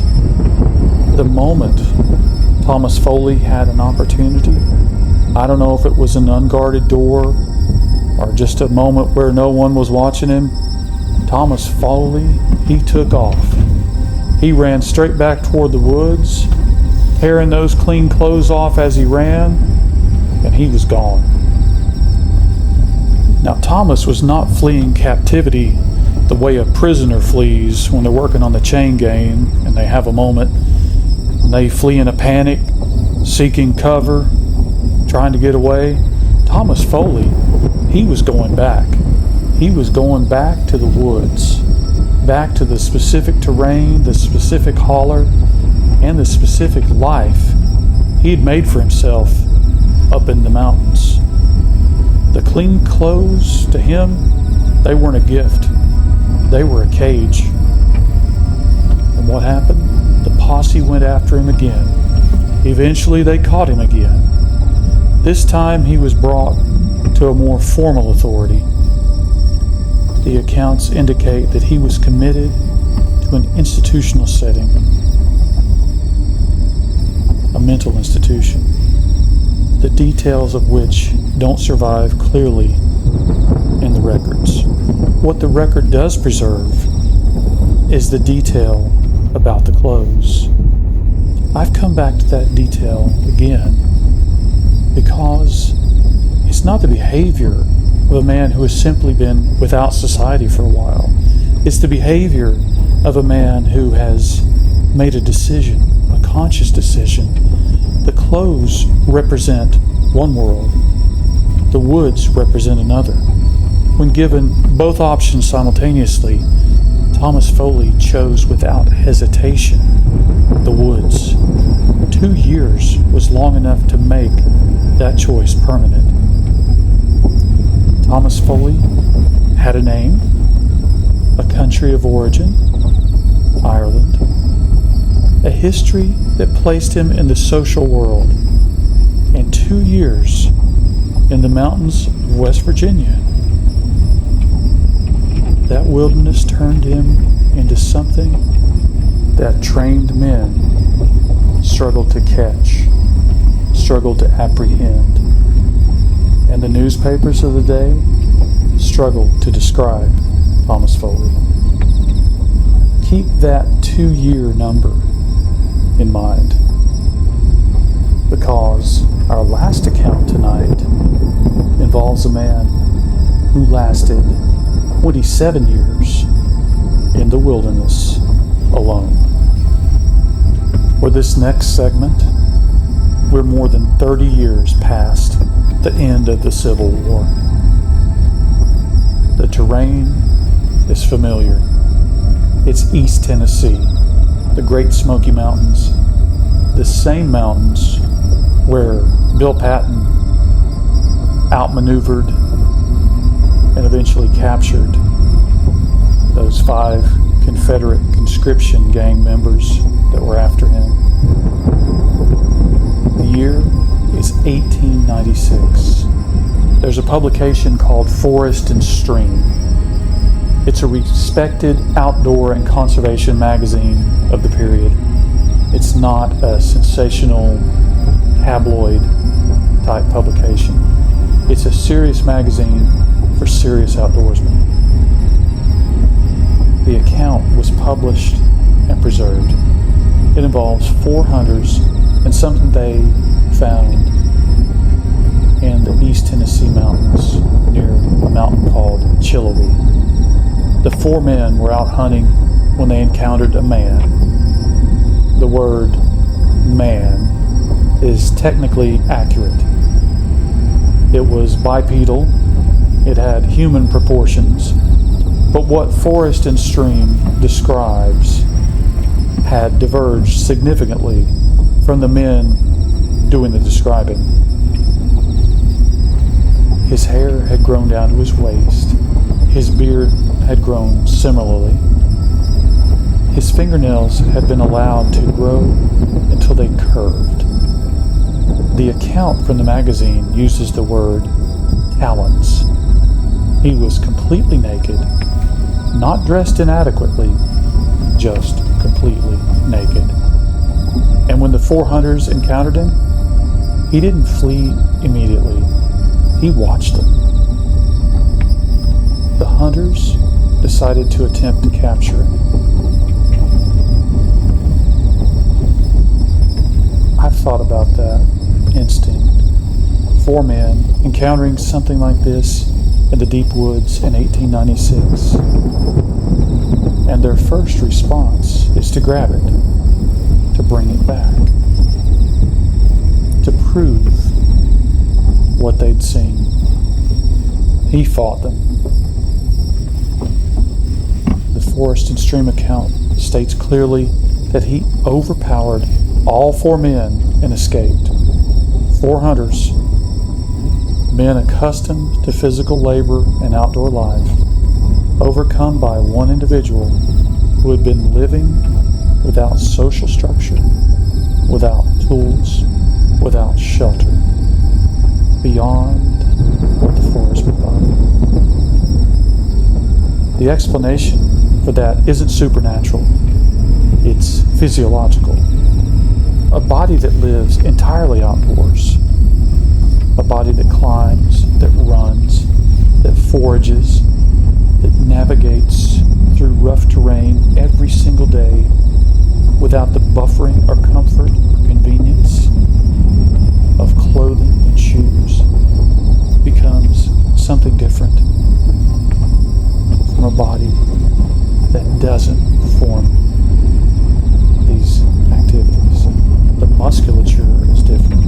The reaction time is enhanced. The pain tolerance is elevated. Those 4 men found and interacted with such a person in the mountains of East Tennessee near Chiloe Mountain in 1896.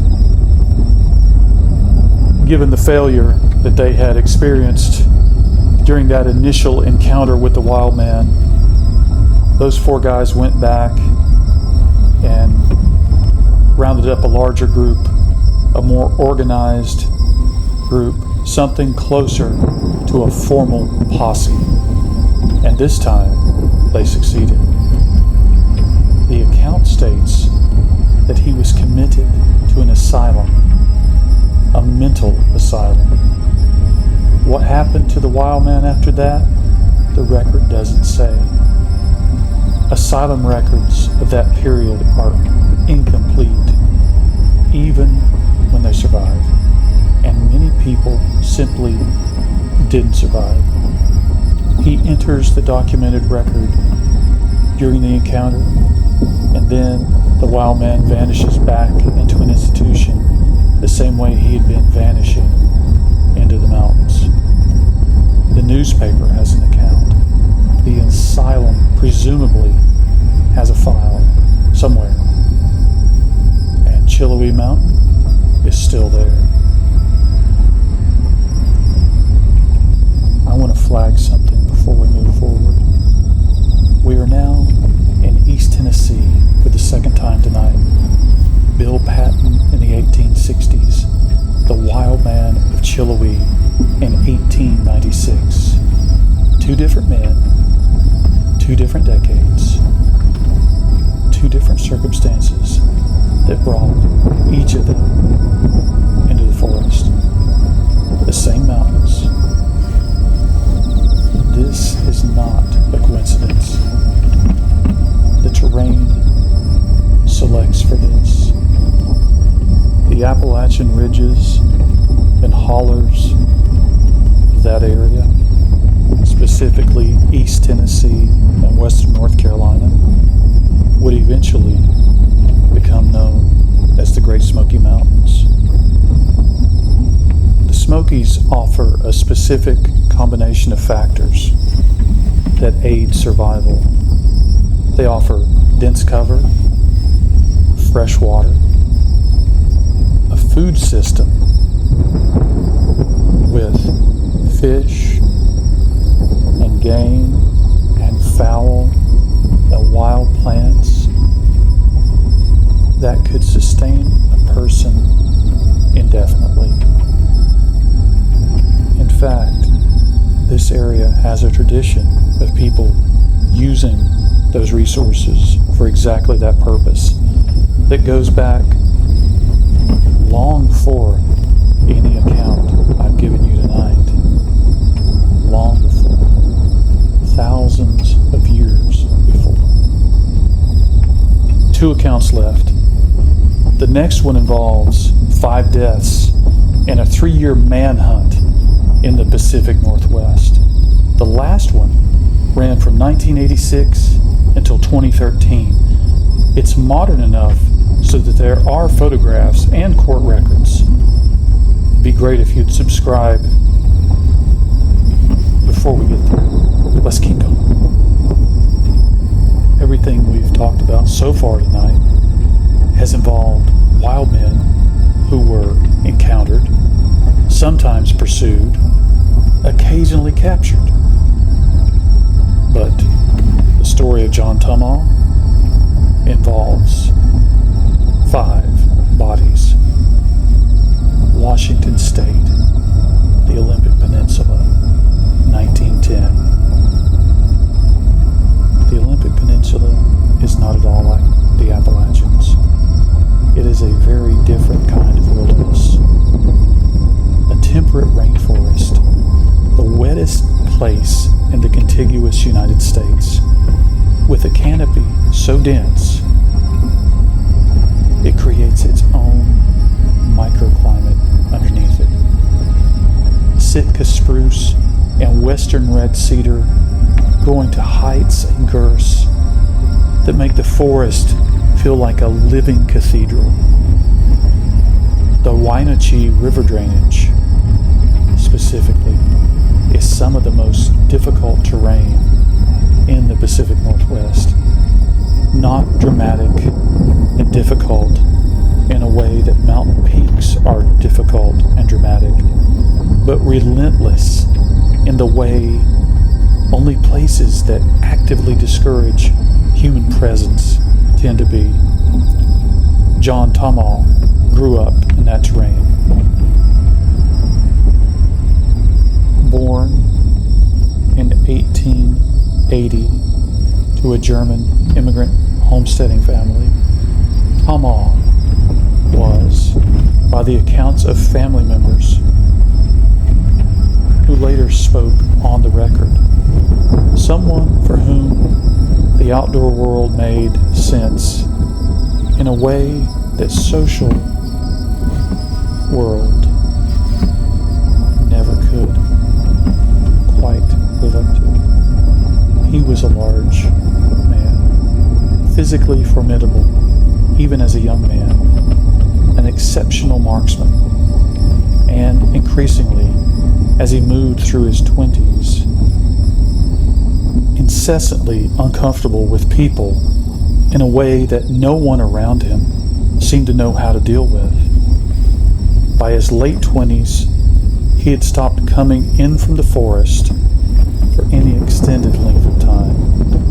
In 1910, he stopped coming out of the forest at all. His family knew the general area where he ranged.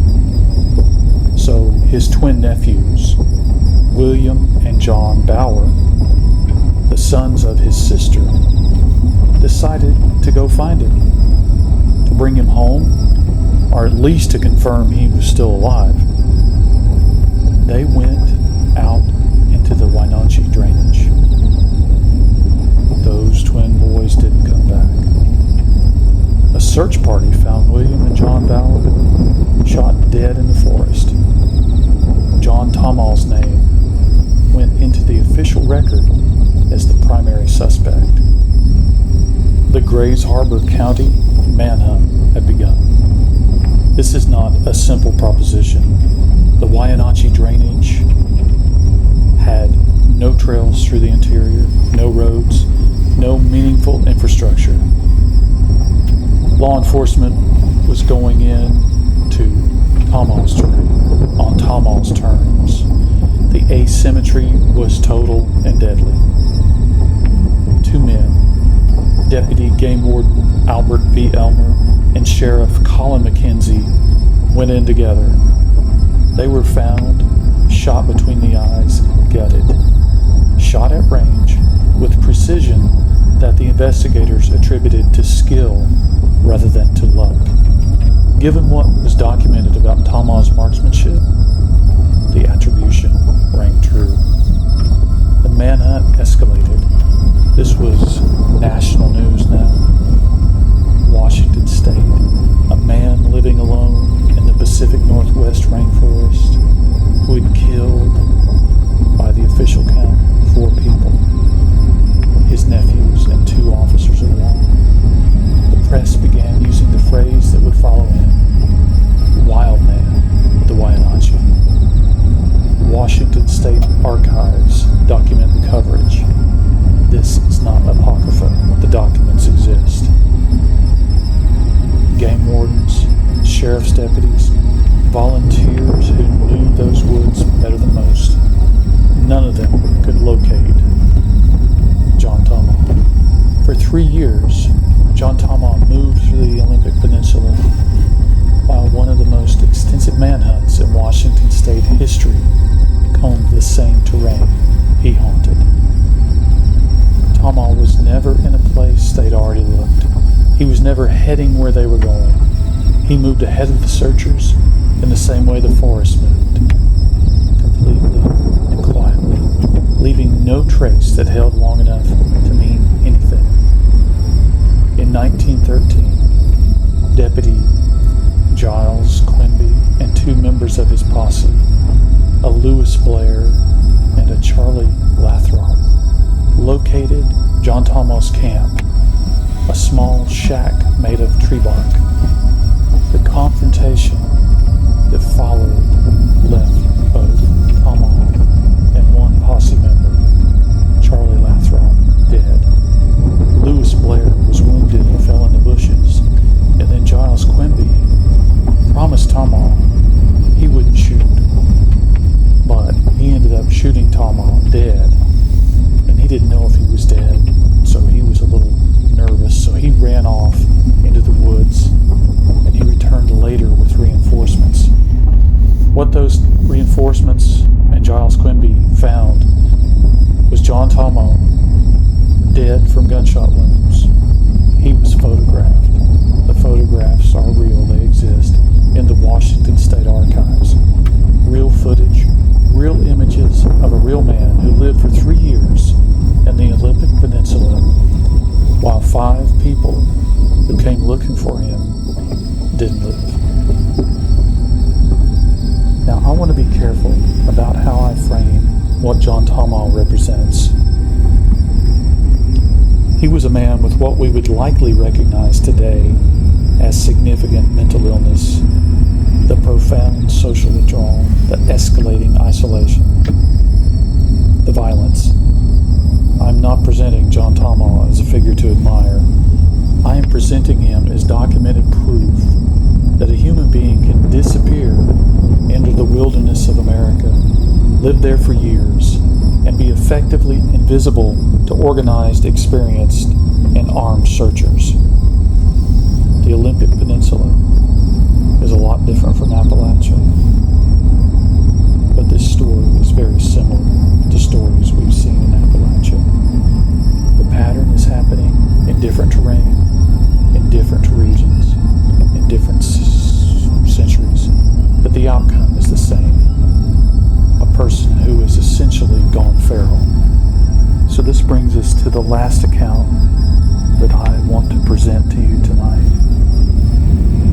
And this is the one that closes the argument. Not because it's the most dramatic. It isn't. Nobody died. There was no manhunt, no confrontation in the deep dark forest, no pile of bodies. It is the one that closes the argument because it is the most verified and because it happened within living memory and because the numbers, when you sit with them, are almost impossible to process.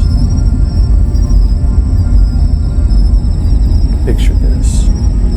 Christopher Knight is 20 years old. He is from a large family in rural Maine. 7 siblings, a stable, if isolated upbringing. By every account, not a troubled childhood, not an abusive situation, no obvious forcing function. He drives his car to a remote area of central Maine. He gets out and walks into the woods. He does not speak to another human being for 27 years.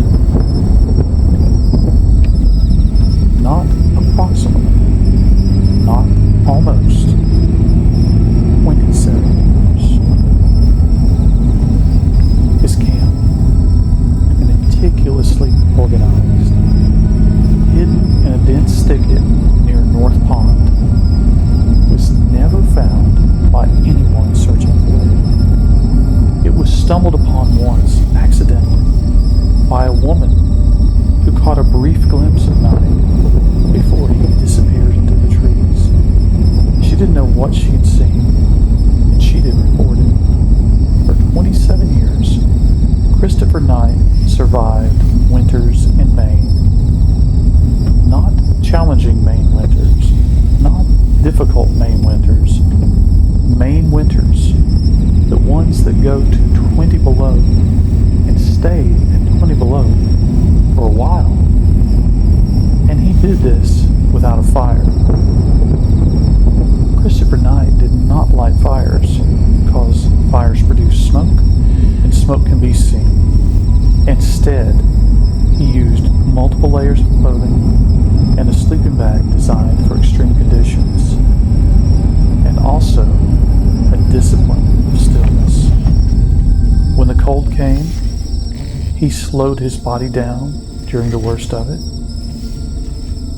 and he learned to move without leaving tracks in the snow that held.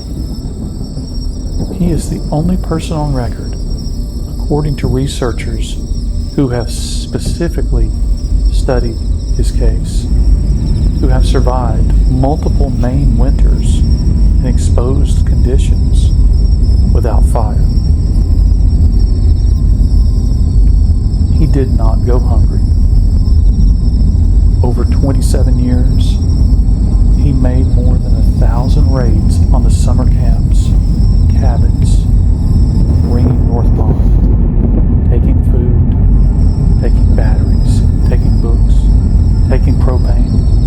whatever the camp had that he needed, taken in quantities small enough not to trigger an immediate alarm. He wore gloves. He left no fingerprints. He left no fingerprints that led anywhere useful. He identified no pattern that law enforcement could predict or intercept. The Maine State Police investigated the camp thefts multiple times over multiple years. They never found it by investigation. In 2013, a game warden named Terry Hughes installed a motion sensing alarm on a food storage facility at a camp that had been hit repeatedly. Christopher Knight triggered the alarm. Hughes apprehended him at the scene. He was 47 years old. He had been in the woods since he was 20. When investigators asked Knight what he had done for the intervening 27 years, he said he had read, thought, observed. He described watching the seasons change in those woods with the fluency of someone who had run out of days to count and simply inhabited time instead. He described knowing the terrain around North Pond in a way you know the rooms of a house. When asked to describe what he had been doing, to name it, Knight said this: I am retreating from the world. He didn't say surviving. He didn't say hiding. He said retreating. Court records exist. Photographs exist. Knight's certain time for the theft charges was released. And as of the most recent reporting that I can find, he was attempting to reintegrate into the world he'd left at age 20.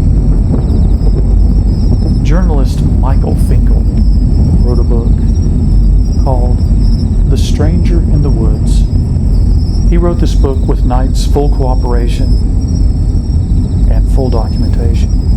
The book is in print. The sources are checkable. And Game Warden Terry Hughes, the guy who put in the alarm and actually caught him, said something in subsequent interviews that I want to give you before we close. He said that in all of his years of working that Maine backcountry, and he knew those woods well, he had never found Knight's camp. That despite multiple investigations, multiple searches, Knight's location had remained invisible. He said the only reason we caught him was the alarm. Without it, he didn't finish that sentence. He didn't need to. We all know what he meant. 5 accounts, 150 years of American history. Bill Patton, who went into the Tennessee mountains to avoid the Civil War and came out 3 years later after he captured 5 armed men who came to make him fight a war he didn't want to. Thomas Foley, who spent 2 years in the West Virginia wilderness.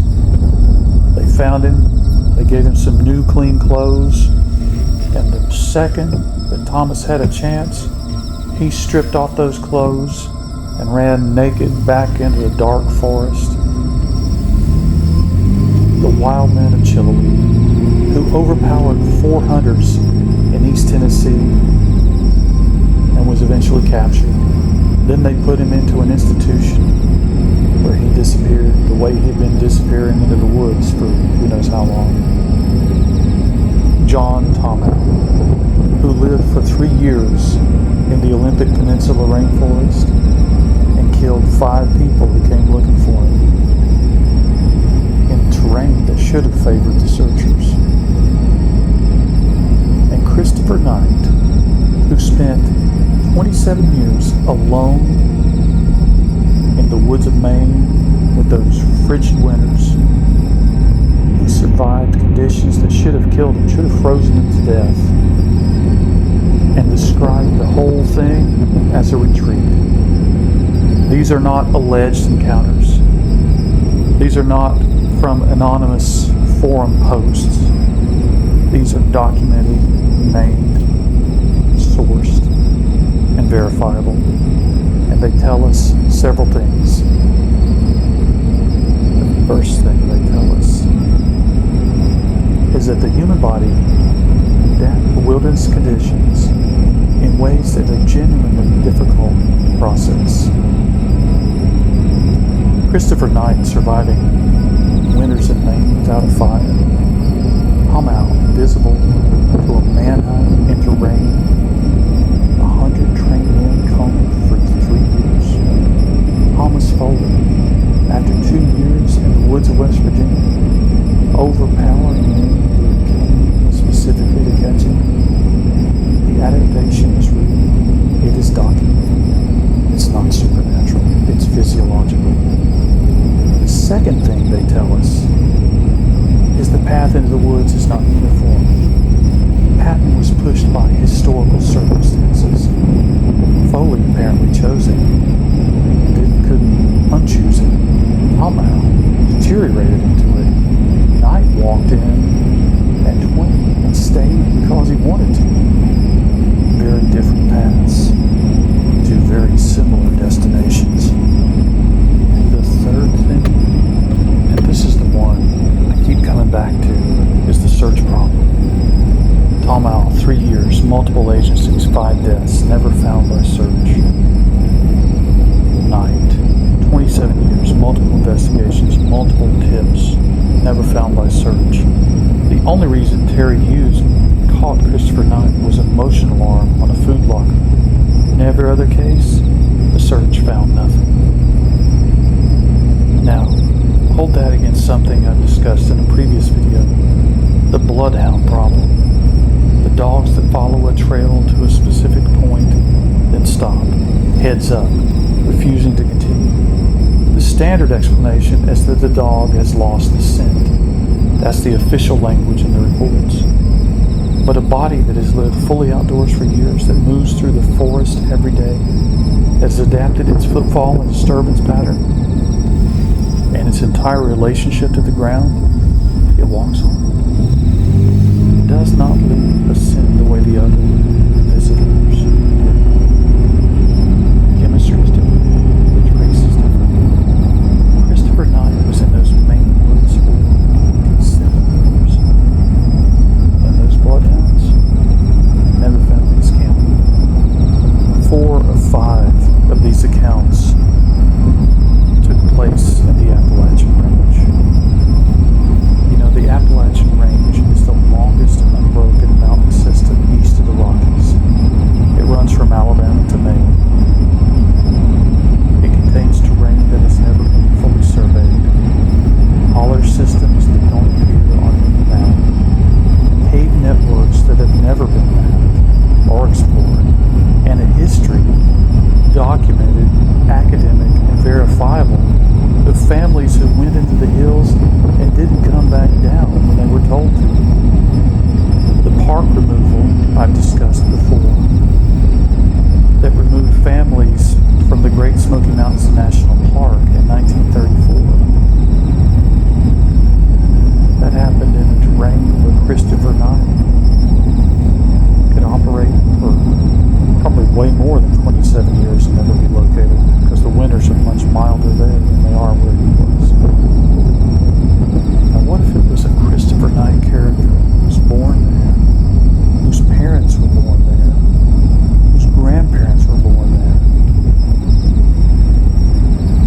These verified cases prove that it's possible. The Appalachian accounts, the anonymous ones, the forum posts, the retired ranger testimony I talked about that was given quietly and off the record, look different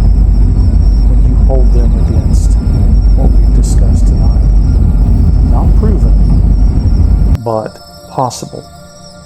5 cases over a period of around 150 years. The documents exist, and they prove that it is possible that feral people could exist in the Appalachians. Sources for every account I've given you tonight: newspaper archives, academic citations, Washington state records, court documents, journalist's book. I'll put those all in the description below. Everything I referenced is checkable. That's the point. If this is the kind of research that you like, documented, serious, no manufactured drama, it'd be great if you'd subscribe. We have a lot of ground left to cover. Some of it goes much closer to home. And if you have a story of your own, especially from the Appalachians, I'd love to hear it. I'll put an email in the description. I read everything. Thanks very much.